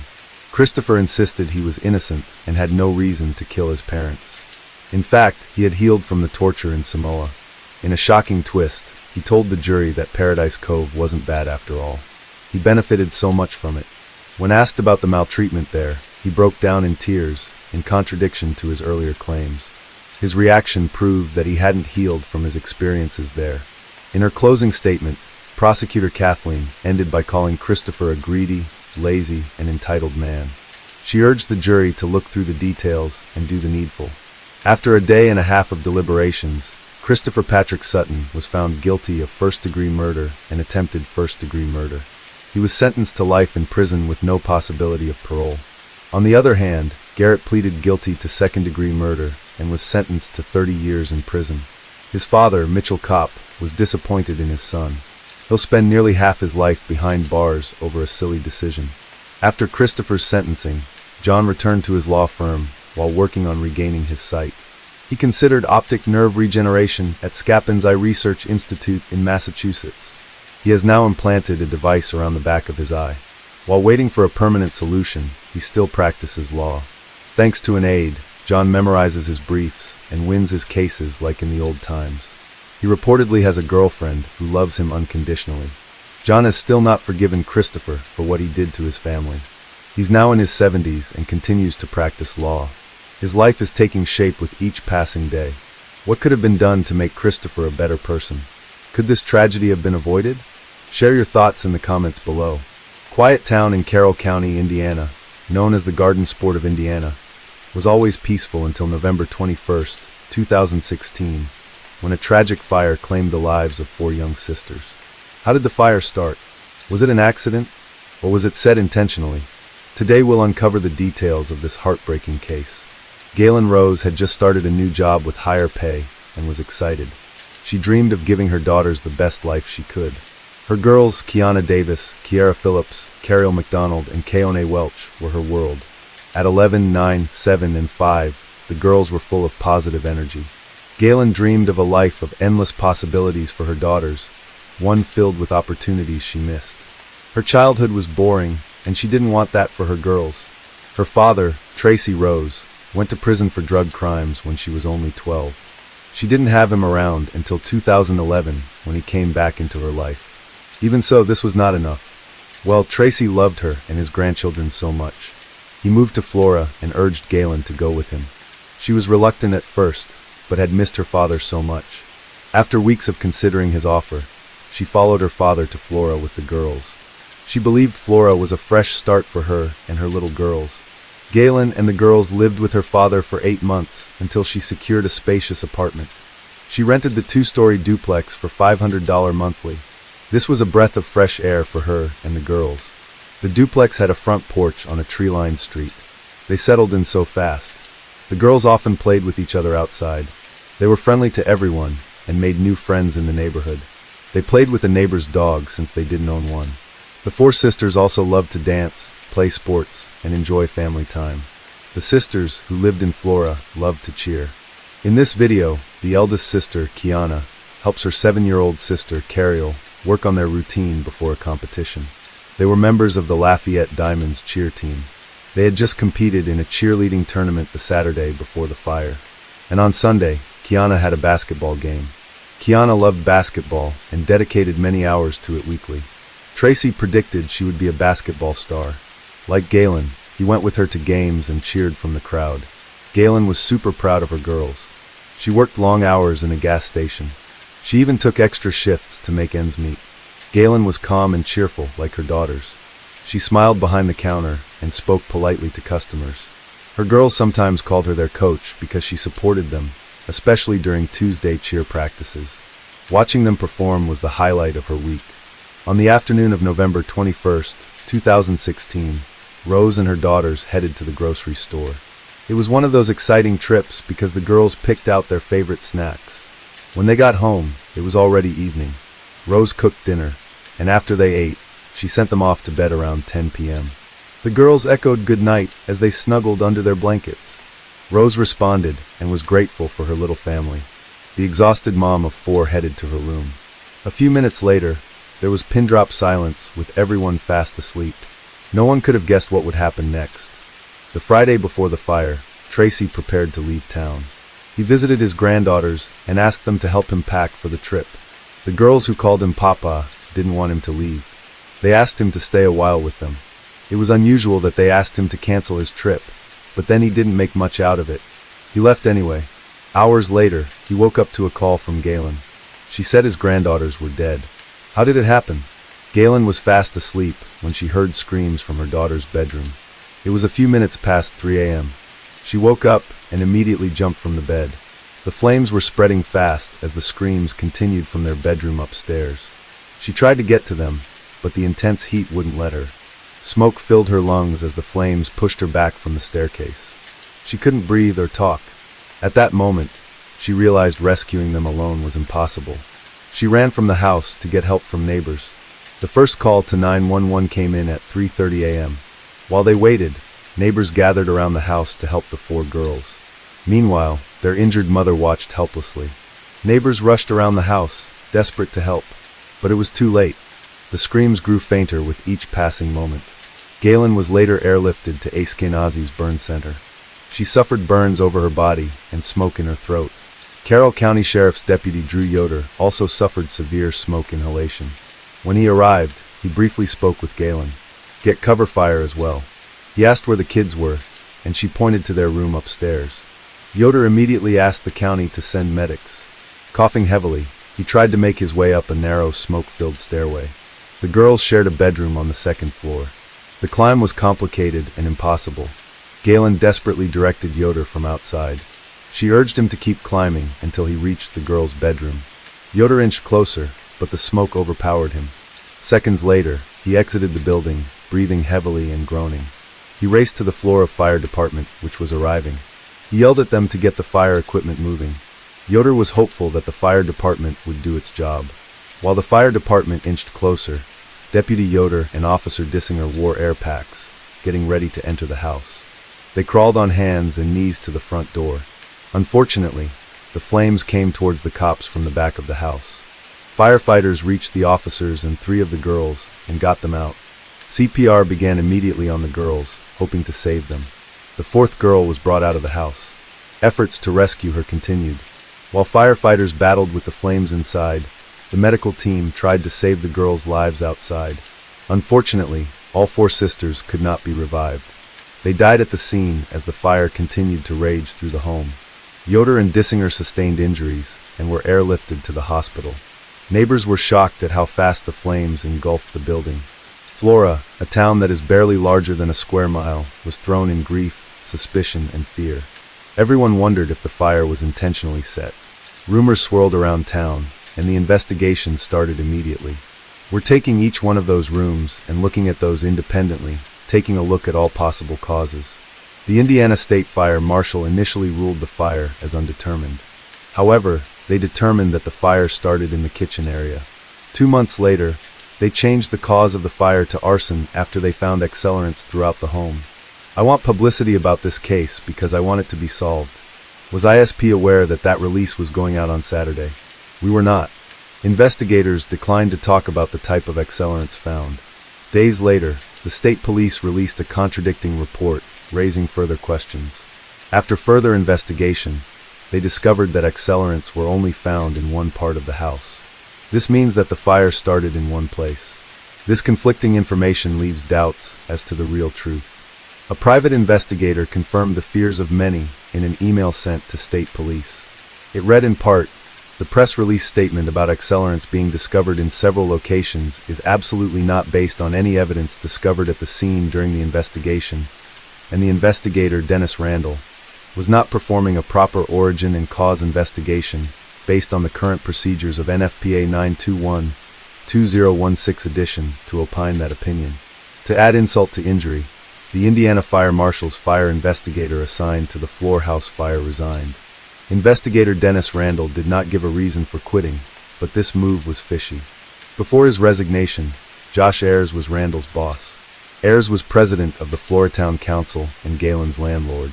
The resignation is not good news for Galen and her family. They believed it would hamper the investigation. They have many questions left unanswered. Could Randall's resignation hurt the chances of locking up someone for arson? It would be difficult for a new investigator to take on the case with the same enthusiasm. Will the small-town politics hinder justice? The answer is not yet clear, but if Galen's suspicions are right, it would be another devastating blow to the case. Although arrests are yet to be made, the police say they're doing their best to get justice for the girls. The Indiana State Police Superintendent said they're focused on finding the arsonist. Doug Carter insists that the fire was intentionally set and someone who knew the family committed it. Carter also revealed that detectives have traveled to Ohio, Kentucky, Illinois, and California for investigation. He added that detectives are still speaking to anyone who visited the home before the fatal fire. It's been over 8 years since the incident, and there's no justice. This leaves much to be desired, considering that the Delphi murders were given more attention. Recall that Abby Williams and Libby German were killed on February 13, 2017. Shockingly, the police swung into action and arrested the suspect. Richard Allen has since been arrested and sentenced to 130 years in prison. Ironically, the arson case is far from being solved. Police say it is unfair to compare both cases. They say very little is known about the arson case, but with the homicide, they had over 80,000 tips. Is that the case? What if the police are hiding something? When journalists asked to speak with Deputy Yoder, the officer hospitalized after the fire, Carroll County Sheriff Toby Leesenby declined. Leesenby also refused an interview with Flora Fire Chief Todd Trent. When journalists reached out to the lead investigator, he declined comments. But then State Police Superintendent Doe Carter made a cryptic comment on the Flora investigation. He said, "Why are the police tight-lipped? Is there something they're not telling the public?" While Flora residents await the police, rumors have swirled around town. Galen's involvement in the fire is at the top of the list. Did the girl's mother deliberately set the house ablaze? Here are the shocking facts. On July 19, 2019, the Indiana State Police wrote to Galen Rose. The letter expressed their desire to discuss the fire. As if that's not enough, they offered her immunity over her alleged illegal drug activity. It is unclear what her alleged drug use has to do with the investigation. While Galen admits to occasionally smoking marijuana, the letter further asks to speak with her to get more information about whom she commonly associated with. Although this letter was dated 5 years ago, investigators have not named her a suspect. She maintains her innocence. The police later expressed frustration over her lack of availability to speak to investigators. She spoke to them 3 weeks after the fire with nothing tangible to advance the case. When journalists tried to clarify the offer for immunity, the Carroll County Prosecutor's Office declined to comment. They would not speak to anyone until after the investigation. Investigators also have another reason to suspect Galen. According to documents submitted as part of the investigation, a policy was written on August 6, 2016 for the house the girls lived in. The policy had liability coverage for $392,882 and took effect on September 15 that year. A home appraisal dated September 10 was included in the documents. The home was appraised for $45,000. Policies are sometimes written based on a verbal conversation with the property owner. Subsequently, an insurer may physically look at the property. The timing of the policy and the fire raises serious red flags. Was this a case of insurance fraud? Was the policy created to cash in like a lottery ticket? As speculation continued, Galen added a twist to the case. On August 25, 2022, she filed a federal lawsuit against her landlord, Josh Ayers, his business partner, Troy Helderman, and their company, Birch Tree Holdings. The suit exposed a web of alleged misconduct. It's been nearly 2 years since Mother Galen Rose of Flora lost her 4 daughters in a house fire, and now she is suing her former landlord. Named in the case are landlord Josh Ayers, his business partner, and their company, Birch Tree Holdings. Faith Alvarez, Galen's attorney, told the court that Indiana law requires functional smoke detectors to be installed outside each bedroom. The smoke detector was right by their door, right up the stairs, right there. There was one there, nothing on it. There was one in the kitchen. However, when Galen rented the apartment, there weren't any. Earlier, she raised urgent concerns with her landlord about the faulty electrical outlets and the missing smoke detectors, but he did nothing to fix them. The complaint claims that firefighters found one smoke detector without batteries. The suit says Birch Tree Holdings and 2 landlords were responsible for the lack of working fire detectors.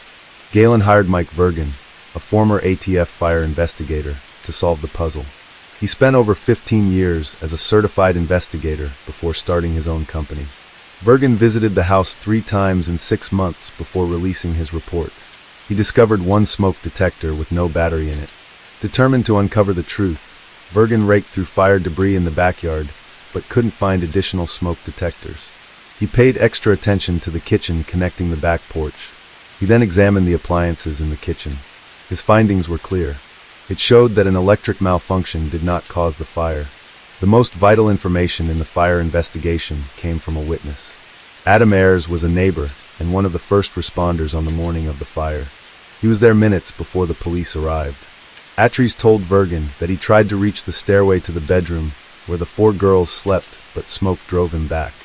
But before leaving the house, he saw a 2-inch wide path of flame from the back porch to the kitchen.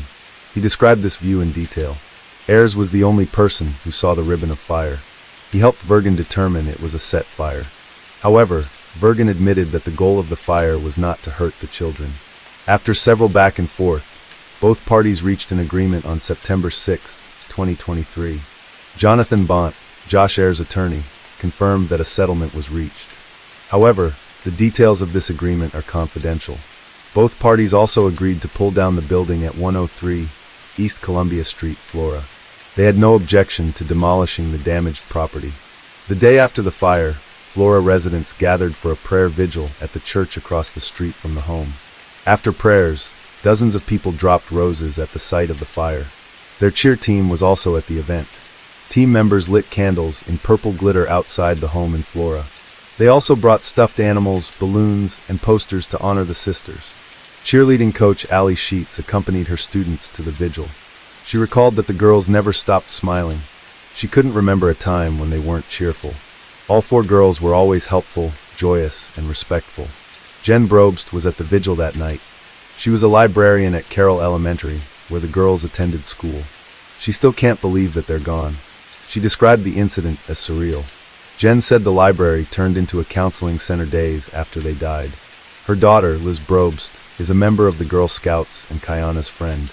She says she remembers Kayana for her happy spirit and positive attitude. Flora residents and neighbors also shared in their grief. For instance, Fox, their next-door neighbor, had problems breathing after the fire. Her husband had to call off work, and her brother fell sick. The 27-year-old woman, who lives steps from the home, was teary as she wondered what Galen was going through. Fox watched as smoke left the house. She heard the girls and their mom scream their lungs out. It was the most devastating thing she had heard. Fox and her husband rushed out of their apartment that night. They were confused at first, but then realized it was smoke. Then, suddenly, flames engulfed the home. The couple felt powerless. Her brother considered running into the home to help, but gave way to emergency personnel. Fox and her family cannot get over the tragic event that night. Cassandra Hammond was also affected by the incident. Her business is across the street from the fire outbreak. It remains a sad reminder of what the girls went through that night. Cassandra hopes the police find out the truth and that the girls will get justice. Another Flora resident, Eve Gibson, buried her face in her hands and cried her heart out. Speaking about the investigation, she said people in town were speculating who might have set the fire. She says a family member could have done it. It's too small of a community. Somebody knows. And we're just praying every day that they get caught. If I'm dead and gone, I hope they get them, But we're just going to keep praying for justice. Flora community fear that the killer is in their midst. What if he targets another home in Floratown? The friendly community has commemorated the 6 girls with a bench engraved with their names and ages. Every year, they gather to place flowers on the home's porch in remembrance. Galen says she has been robbed as a mother. She can no longer take care of her children. She still calls on the public to help get justice for her babies. Tonight, here's how you can help. A $5,000 reward is being offered for any information in connection with the deadly fire. Authorities made a heartfelt plea to the community, urging them to provide crucial information that could bring suspects to book. They assured that callers would remain anonymous. Police are also offering a reward of up to $5,000 for information that leads to an arrest.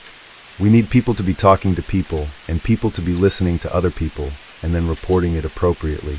Citizens can donate to the reward fund by sending a check to the Indiana Department of Homeland Security. To ensure this fund goes to the project, the memo line should read, Flora Fire Reward. Galen Rose has since moved to California to heal, but that doesn't mean the girls are forgotten. What do you think happened to the girls? A case of arson or an accident? Share your thoughts in the comments below. If you like the way we create these videos and you want to help bring more cases like this to light, hit that like button and subscribe for more deep dives. Case 3. When police arrived at Michael Polding's apartment in Brighton, they noticed piles of unopened mail and an eerie silence. No one answered the door. Something felt off. When officers forced their way inside, they found a horrifying scene. In the basement, wrapped in sheets and left to rot, was Michael's body. He had been missing for nearly 2 months, and now the truth was finally coming to light. But how did he end up there? And where was Ricardo Pisano, the man who had been living with him? As detectives dug deeper, they uncovered a disturbing story of trust, lies, and betrayal. Michael had opened his home and heart to someone he believed cared for him. Instead, he had been used, manipulated, and ultimately left to die. But what really happened in that apartment? And how did Ricardo manage to escape justice for so long?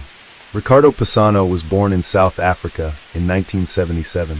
His early life, much like his true identity, remained shrouded in mystery. Most of what is known about his past comes from his own interviews, but their accuracy is often questioned. While he insisted that Ricardo was not his real name, we will refer to him as such for clarity. Raised in a household that, like many in South Africa, struggled with poverty, Ricardo faced hardships from an early age. As he grew older, these challenges only intensified. In his teenage years, he met a young woman with whom he had a daughter. The responsibility of fatherhood pushed him to seek ways to provide for his new family. Accounts of his work history are vague, but there are strong indications that Ricardo became involved with drug trafficking gangs that controlled the streets of Cape Town. According to later statements, he claimed to have been threatened by a group known as Pagada, which emerged at the time as a vigilante movement aiming to combat crime through street justice.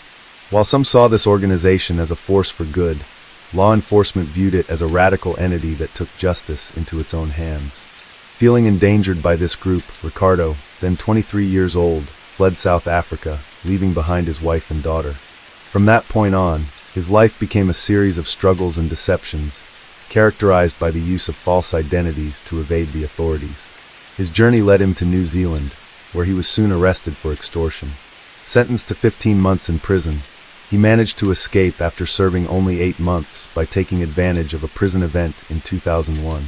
Despite an intensive manhunt, he vanished without a trace. Resourceful and elusive, Ricardo made his way to Australia, where he lived under a different identity for about a year and a half before moving illegally to the United Kingdom in 2004.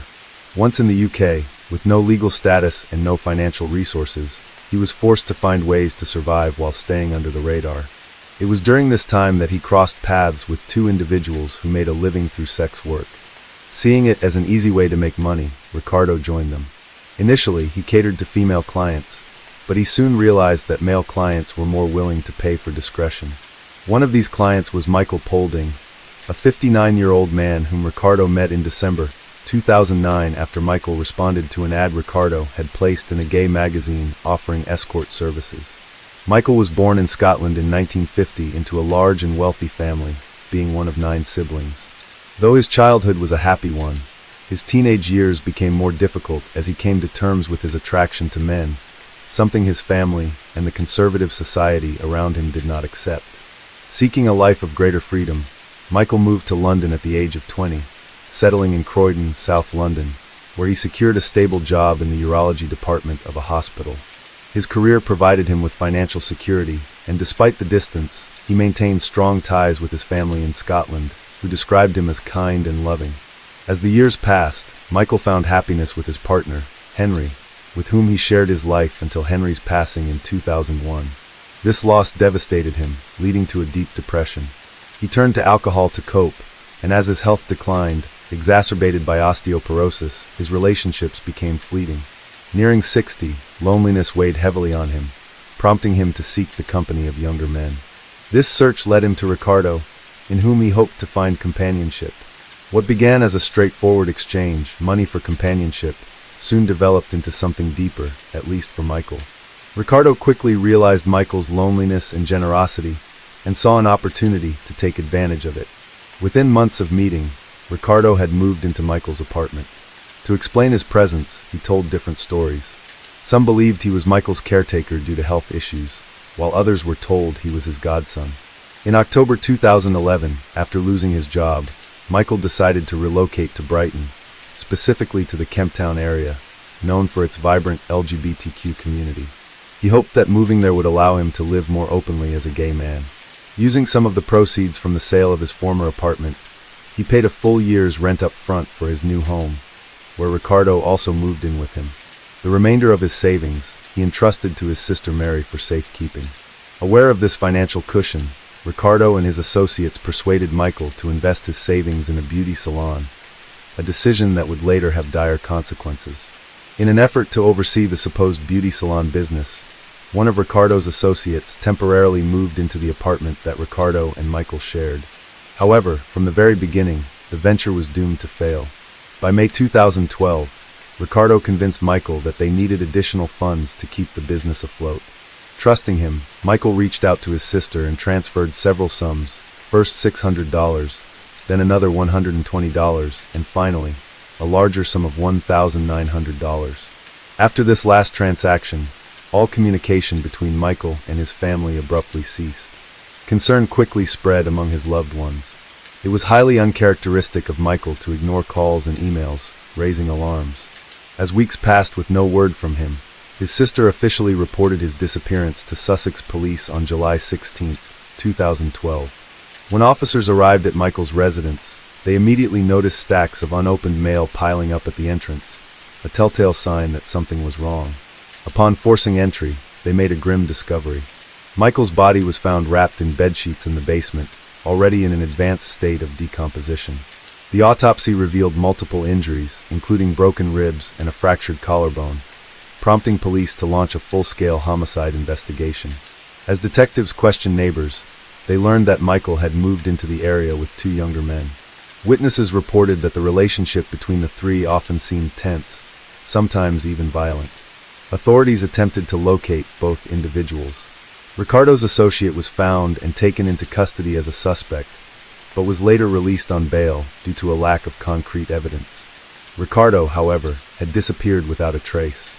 A key testimony came from Ricardo's supposed business partner. He recounted that on May 22, 2012, he had visited the apartment and found Michael in a severely weakened state. When he suggested calling an ambulance, Ricardo refused. This statement led investigators to a critical discovery. Michael had been hospitalized just weeks earlier with head injuries and fractured ribs. Piecing together the evidence, authorities determined that Michael had likely died sometime between May 23 and May 30, 2012, nearly 2 months before his body was found. This timeline reinforced the theory that Ricardo was the last person to see Michael alive, making him a prime suspect and intensifying the urgency to locate him. As the investigation deepened, police uncovered disturbing details about Ricardo's past. Though he had been close to Michael, their relationship was marked by manipulation, control, and escalating violence. To build a case against him, detectives compiled a psychological and behavioral profile, highlighting his history of financial exploitation and the turbulent nature of his involvement with Michael.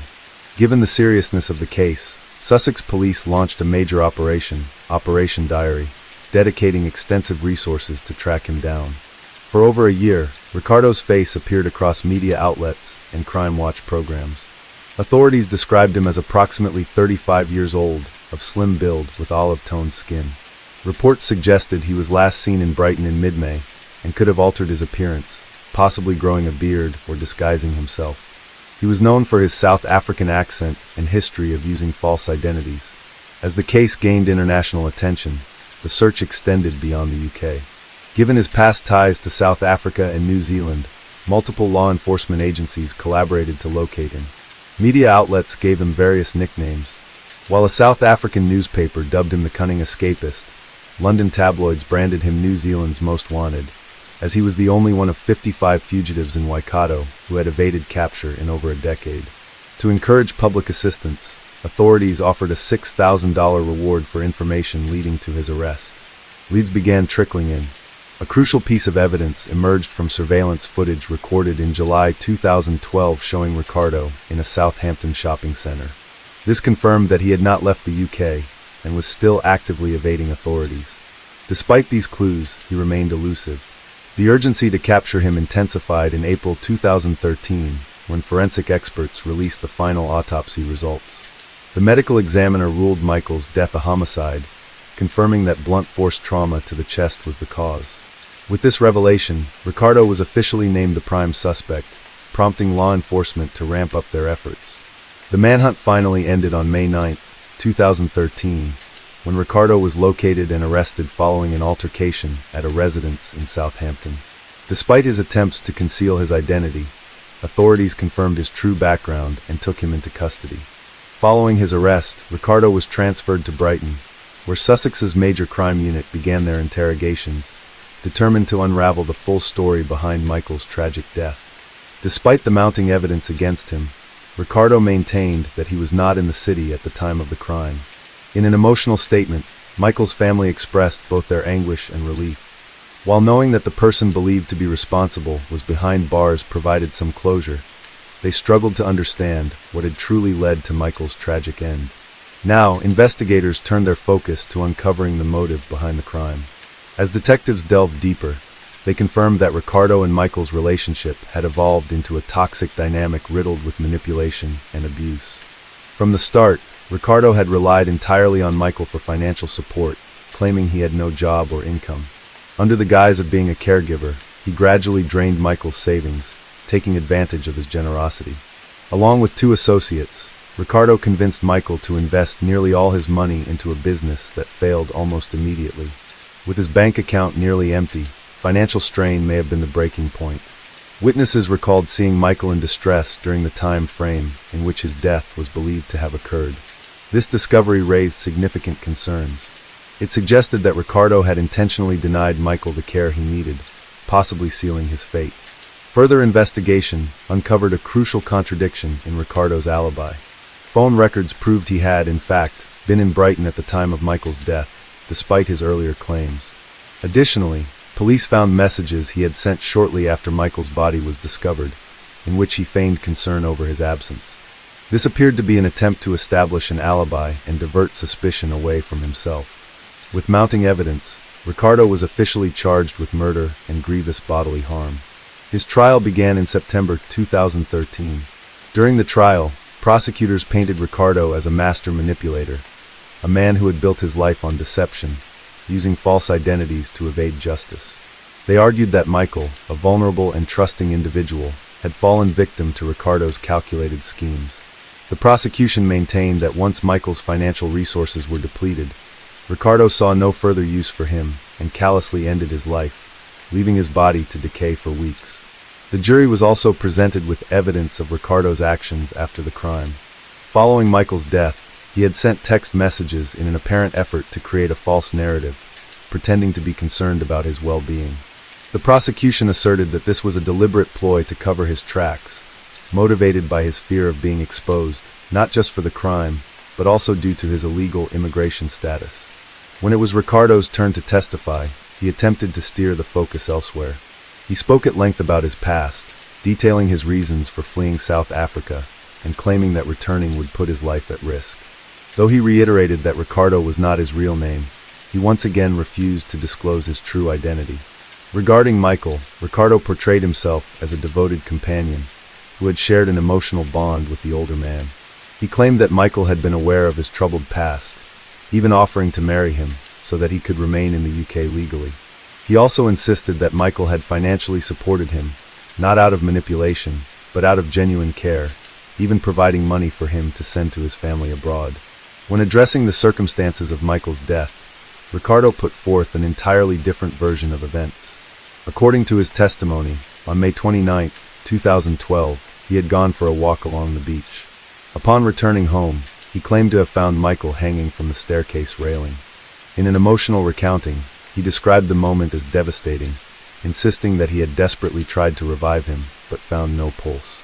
He explained that he had covered Michael's body with a towel and later wrapped him in a blanket, but, fearing the consequences of contacting the authorities due to his immigration status, he chose not to report the death. Ricardo admitted feeling guilty for not arranging a proper burial, but insisted that he had not caused Michael's death. Michael's family, however, rejected Ricardo's claims, stating that he had never exhibited any signs of suicidal thoughts or mental distress.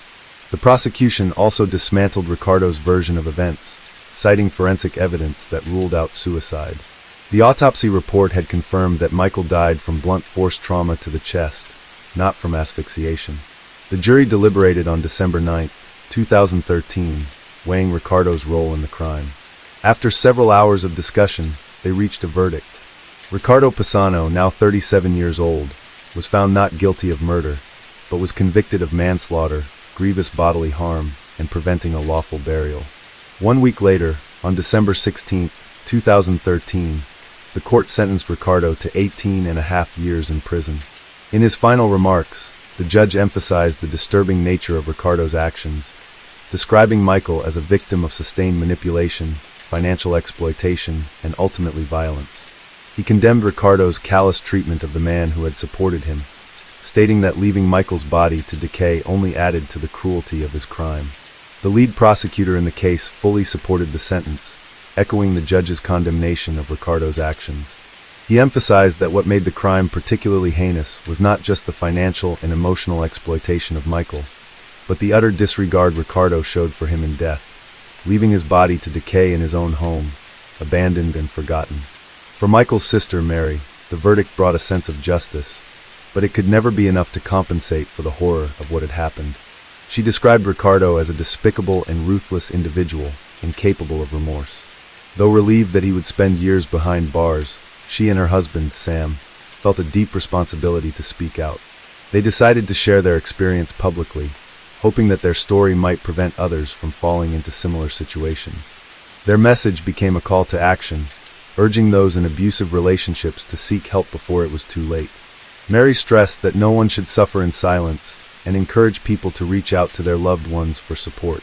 She firmly believed that open conversations about abuse, no matter the age, gender, or circumstances of the victim, were crucial for both protection and healing. If their testimony could help even one person escape a dangerous situation, she said, then sharing their pain would have been worth it. This case shed light on the complexities of relationships where power imbalances and emotional dependence can create a dangerous dynamic. While Michael and Ricardo's relationship may have initially appeared consensual, the evidence showed how Ricardo systematically manipulated him, taking advantage of his loneliness and financial security. Michael's murder was an extreme but tragically predictable outcome of unchecked abuse, where greed and control ultimately led to a devastating loss of life. The investigation also confirmed that Michael had endured prior physical mistreatment, red flags that, in hindsight, should have been recognized and acted upon. His death underscored the urgent need for greater awareness and intervention in situations where vulnerable individuals, particularly the elderly, are at risk of exploitation. Losing his long-term partner and struggling with health issues had left Michael increasingly isolated, making him an easy target for someone like Ricardo, an opportunist with no regard for the well-being of others. Only through awareness, education, and proactive measures can similar tragedies be prevented. Michael's family hopes that by sharing his story, they can help spark conversations and inspire real change, ensuring that no one else falls victim to the same kind of betrayal and cruelty. Case 4. It was a quiet night in the Ibarra home, with 5 kids fast asleep and everything seeming normal. But just after 1 a.m., that peace was shattered. 3 figures crept through the unlocked front door, and within moments, chaos broke out. Sounds of a struggle, muffled cries, and the start of something no one could have imagined. By morning, police arrived to find a disturbing scene. Samantha Wolford, the mother, was tied up and claimed strangers had broken in and taken her husband Ernie. But as investigators started asking questions, the story didn't quite add up. What really happened that night? And how did it turn into one of the most shocking stories the town had ever seen? Samantha was the eldest of 3 siblings born to a woman named Rossi Wolford. The identity of her father remained undisclosed. Samantha and her siblings grew up in the peaceful town of Mount Pleasant, Texas. Those who knew Samantha described her as cheerful, friendly, and outgoing. From a young age, she exuded confidence and had a natural ability to connect with others, making friends with ease. She had a deep love for animals and once dreamed of becoming a veterinarian. However, she eventually abandoned that dream after realizing she couldn't handle the prospect of euthanizing sick pets. Another aspiration close to her heart was to become a mother and build a family. This desire came as no surprise to those who knew her when she became pregnant with her high school boyfriend, whose identity remains unknown. At the age of 19 in 2008, Samantha gave birth to twins. For a while, the father stayed with the family, and Samantha believed she had achieved one of her most cherished goals. However, their relationship ended abruptly, leaving Samantha to navigate life as a single mother. To provide for her children, she claimed to work multiple part-time jobs while attending college. Yet, a close friend later revealed that Samantha primarily relied on food stamps and limited social assistance for her twins. Her life took an unexpected turn that same year when she met a young man named Ernie. Accounts differ on how they met. Some say it was through social media. Others claim mutual friends introduced them. But the most common story is that they crossed paths at a tattoo shop, sharing a passion for body art. Regardless of the circumstances, Ernie quickly became a source of support for Samantha, helping her heal from the heartbreak of her past relationship. Ernie was born on December 25, 1985, in Mount Pleasant, Texas. The second of 3 children, he was raised in a close-knit family alongside his siblings, Jimmy, Tiffany, and Abigail. Known for his intelligence and kindness, Ernie had a knack for helping others. During high school, he developed a strong interest in computers and became skilled at both gaming and repairing hardware. After graduating in 2004, he pursued carpentry and later worked as a machine operator at a wooden bat manufacturing company. When he met Samantha, his warm personality and shared interests made them inseparable. Their relationship progressed quickly, and Ernie embraced Samantha's twins as his own when the couple began living together. By 2011, they were surprised to learn Samantha was expecting twins again. That same year, they welcomed their children, Jared and Kelly. Now a big family, Ernie took on the responsibility of supporting everyone, working at a pizzeria in addition to his factory job. Friends and family noted that Ernie seemed genuinely happy despite the challenges, as he deeply loved Samantha and the children. However, financial strain soon began to take its toll. Samantha, feeling stuck and unable to move forward, decided to pursue a long-held dream of becoming an actress and internet personality. With hopes of supplementing their income, she launched a YouTube channel called Simple Manic. On the channel, she shared her passions, daily struggles as a mother of 4, and details about her relationship with Ernie, whom she described as abusive, a claim his family vehemently denied. According to Ernie's relatives, he disliked the spotlight and preferred to keep his private life off the internet. They believe Samantha's growing obsession with fame caused her to neglect her children and put the family second. Despite her efforts, Samantha struggled to grow her audience. Her videos rarely reached 100 views, and her dream of internet stardom seemed out of reach. The once happy family found itself fractured, their idyllic life slipping further away with every passing day. In a bid to draw more viewers to her YouTube channel, Samantha introduced graphics and began featuring guests in her videos. However, none of these changes succeeded in capturing a larger audience. She continued to use her platform to complain about her life, frequently labeling Ernie as lazy and unhelpful. In one video, she admitted that she had a pattern of falling for losers, but also confessed that she loved Ernie because he was the father of her children. Samantha went further by alleging that Ernie was an irresponsible father who had been incarcerated. According to her, Ernie had an altercation with a police officer over traffic violations, which escalated, leading to an assault charge. Reports confirmed that Ernie spent nearly a year in jail. His friends and family claimed that his time in prison had matured him, and upon his release, he was determined to do whatever it took to keep his family together. Despite his efforts, Samantha remained focused on her channel, often exaggerating her achievements to appear more successful. She even claimed to have acted in a film starring Gerard Butler, although it was later revealed that her only acting credit was as an uncredited extra in a low-budget zombie movie filmed in Texas. Desperate to attract more views, Samantha began involving her children in her videos, hoping to gain sympathy and attention. Yet her channel continued to flounder, much like her relationship with Ernie. He grew increasingly frustrated with her constant phone use and her habit of sharing intimate family details online. The breaking point came in 2013 when Samantha posted a video of one of their children dancing in the front seat of a moving car while she was driving. Ernie, outraged by her recklessness, decided he'd had enough and left her. That same year, Samantha suffered a serious injury in a well-known department store. While attending to one of her children, a diaper-changing station broke, hitting her back and neck. Samantha saw this as an opportunity to gain sympathy and began posting videos discussing her injuries and their impact on her life. She claimed to suffer from severe migraines and chronic pain, which required frequent visits to a chiropractor. In one video, she stated that her doctor had recommended strict bed rest and warned that without proper help, she risked a mental breakdown. Despite their separation, Ernie returned home to help Samantha and the children. Shortly after, Samantha became pregnant with their 5th child. Instead of bringing the family closer, the news added more strain to their already fragile relationship. While Ernie was excited about the new baby, he was also overwhelmed from working multiple jobs to support the family. Samantha, on the other hand, continued to complain in her videos that she had no help despite Ernie's sister, Abby, moving in temporarily to assist. During her pregnancy, Samantha's online activity dwindled significantly. She posted only a few videos about her experience as a mother of 5. However, the arguments between her and Ernie persisted.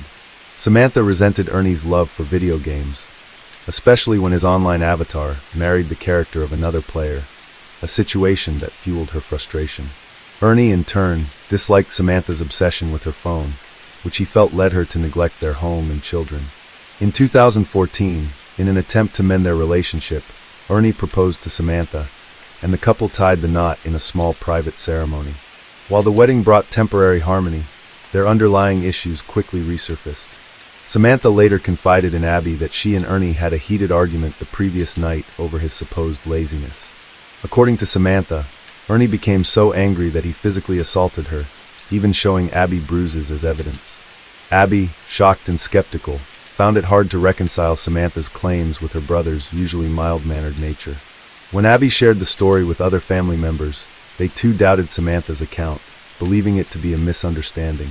Despite the family's disbelief, Samantha continued to paint Ernie as an abusive partner, escalating her narrative to further tarnish his reputation. Samantha frequently told acquaintances about the alleged abuse she and her children endured at the hands of her husband, Ernie. According to court records, she eventually called 911 to report that Ernie had attacked her. When police arrived at their residence, they arrested Ernie for domestic violence. Though no evidence supported the claims, he was released after a short detention, but an emergency protective order was issued against him. Ernie's family insisted that Samantha's accusations were fabricated, pointing out that while Ernie wasn't a perfect husband, he had always been a loving father and was not known for violent tendencies. Despite the marital troubles, no one could have foreseen the horrifying events about to unfold. In the early hours of February 20th, 2015, Samantha's mother received a frantic call from her daughter. Samantha claimed intruders had broken into her home, tied her up, and abducted Ernie. Alarmed, she immediately contacted her sister, Ginger Kirsten, who lived nearby, and asked her to check on Samantha. Ginger rushed to the house and found the front door ajar. Upstairs, in the master bedroom, she discovered Samantha bound hand and foot. After freeing her niece, Ginger questioned Samantha about what had happened, then checked on the children, who were all asleep in another room. It struck her as strange that none of the kids had woken up despite Samantha's claim of screaming for help. Shortly afterward, police officers arrived. They surveyed the scene, noting the broken entryway and signs of a struggle inside the home. Small blood spatters and a tuft of hair were found near the door. Oddly, nothing valuable appeared to be missing. Samantha explained the events to the police, describing the intruders as 3 or 4 individuals dressed in loose black clothing and wearing masks. She claimed they had weapons, one of them carrying a pistol. According to her account, the intruders dragged Ernie downstairs while hitting him with a gun and threatened to harm her as well. She alleged they tore off her clothes and threatened sexual violence, forcing Ernie to watch as they taunted him. Samantha said the assailants eventually tied her up, gagged her, and left her in the bedroom. When asked how she managed to call for help, Samantha said she used her nose to dial her mother's number. Investigators were skeptical of her story. The evidence didn't align with a typical robbery, nothing was stolen, and the door's lock was intact, suggesting it had been opened when forced. Additionally, the items Samantha claimed the intruders used to restrain her, such as a pink ribbon and a nightgown, were nowhere to be found. Samantha mentioned that the attackers had taken Ernie's phone, prompting detectives to contact the phone company for a trace. They located a signal in Pittsburgh, Texas, but the device was turned off shortly afterward, preventing them from pinpointing the exact location. During their investigation, detectives uncovered Ernie's prior domestic violence arrest and the protective order against him. However, when they brought it up with Samantha, she downplayed the issue, insisting they had since repaired their relationship. Samantha's shifting narratives further fueled suspicion. She initially claimed ignorance about Ernie's whereabouts, but later suggested that his father, allegedly involved in drugs, might have orchestrated the incident. The turning point came on the morning of February 21st, when investigators informed Samantha that they had obtained a warrant to search her phone.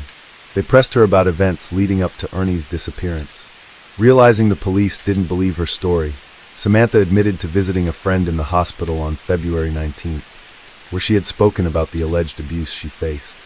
She claimed that her friend's boyfriend, Johnny, overheard the conversation and offered to take care of Ernie with the help of his brother-in-law. Samantha insisted she hadn't taken his words seriously and provided his name, though she claimed she didn't know him well, having only met him at the hospital. Detectives, now suspecting a conspiracy, decided to bring Samantha in for further questioning to uncover the truth about Ernie's disappearance. Authorities soon identified the suspect as 25-year-old Jonathan Sanford, a man recently released from jail following allegations of sexually assaulting a cousin.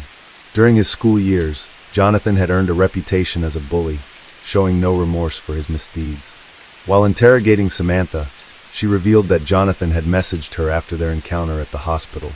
Detectives rushed to the hospital to apprehend him before he could flee. Alongside Jonathan, they also detained his brother-in-law, 26-year-old Jose Antonio Ponce. Both men were charged with aggravated kidnapping and the murder of 29-year-old Ernie Ibarra. Jonathan later admitted that he met Samantha before the hospital visit through his girlfriend, who had recently given birth to their child. According to him, Samantha had spoken about the alleged abuse she suffered, prompting him to offer protection for her and her children. Jonathan enlisted his friend Octavius Lamar Rhymes, a 28-year-old former soldier and methamphetamine addict, to help execute a plan to get rid of Ernie. Initially, they intended to plant drugs in Ernie's truck and call the police to have him arrested. However, court documents reveal that on the night of February 19th, their plans took a sinister turn. The trio, joined by Samantha and her children, drove in her vehicle to a relative of Octavius to purchase methamphetamine. Sometime during the night, the men decided it would be easier to kill Ernie than execute their original plan. Jose reportedly told Samantha that he could take care of her husband. Samantha asked if they were serious, and the men replied that they would stick to the drug planting scheme if the door was locked, but would proceed with the murder if it was left unlocked. The chilling details of their plan were discussed in front of Samantha's 5 children. Later that evening, after consuming the drugs they had purchased, the group stopped at a department store to buy food before returning to Samantha's home. Samantha then sedated her children to ensure they wouldn't wake up during the night. Unaware of the plot, Ernie was finishing his shift at the pizzeria. He called Samantha multiple times, but she didn't answer. After work, he drove home, went to bed, and fell asleep, oblivious to the awaiting him. Around 1 a.m., the trio arrived and, finding the door unlocked, proceeded with their second plan. They stormed in, mercilessly beating Ernie. Samantha played along, feigning terror as they attacked her husband. The men dragged Ernie, dressed only in his underwear, to the car while Samantha called her mother with the fabricated story about intruders. To make her account seem more credible, her accomplices tied and gagged her before leaving. The men drove Ernie to a remote wooded area. Their initial plan was to slit his throat to avoid making noise, but an impatient Jose shot Ernie in the back of the head instead. Jonathan later admitted he was shocked by Jose's actions, but checked Ernie's body to confirm he was dead before they left the scene. After Jonathan confessed to the crime, he led police to the site where Ernie's body was dumped. With this information and confirmation of Samantha's involvement, detectives confronted her. Still pretending to be a grieving wife, Samantha was arrested after they revealed they knew everything. Despite her claims of innocence, no one believed her. Authorities also apprehended Octavius, charging him with the same crimes as Jonathan and Jose. The investigation progressed quickly, with authorities gathering substantial evidence against the suspects. Among the key findings was a shell casing recovered near Ernie's body, which matched a firearm found in Octavius' home. Additionally, communications between Samantha and the other suspects revealed her involvement. For instance, when detectives asked Samantha to surrender her phone, she claimed she needed to message her mother, but instead texted Jonathan, instructing him to dispose of Ernie's phone. Although Samantha insisted she had only met Jonathan at the hospital, surveillance footage from a department store showed the two entering together with her 5 children before the murder. The connection was further confirmed by Jonathan's girlfriend, who revealed that Jonathan had babysat Samantha's children on multiple occasions, shocking investigators given his history of abuse.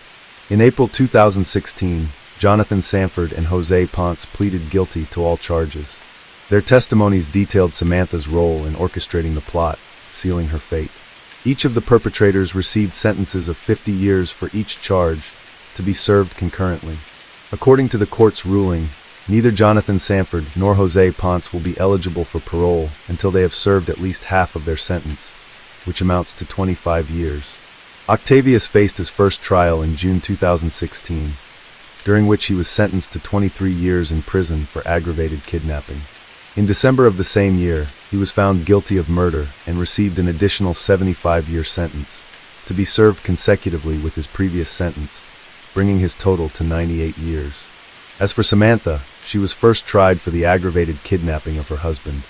She was found guilty and sentenced to 50 years in prison for that crime. In September 2017, she faced a second trial for murder. Convicted once again, Samantha was sentenced to 99 years in prison, to be served consecutively with her prior 50-year sentence. This means she will spend the rest of her life behind bars. The motives behind Samantha's actions remain unclear, though multiple theories have been proposed. One theory suggests that after her injury at the department store, Samantha reached a settlement and anticipated receiving a significant amount of money.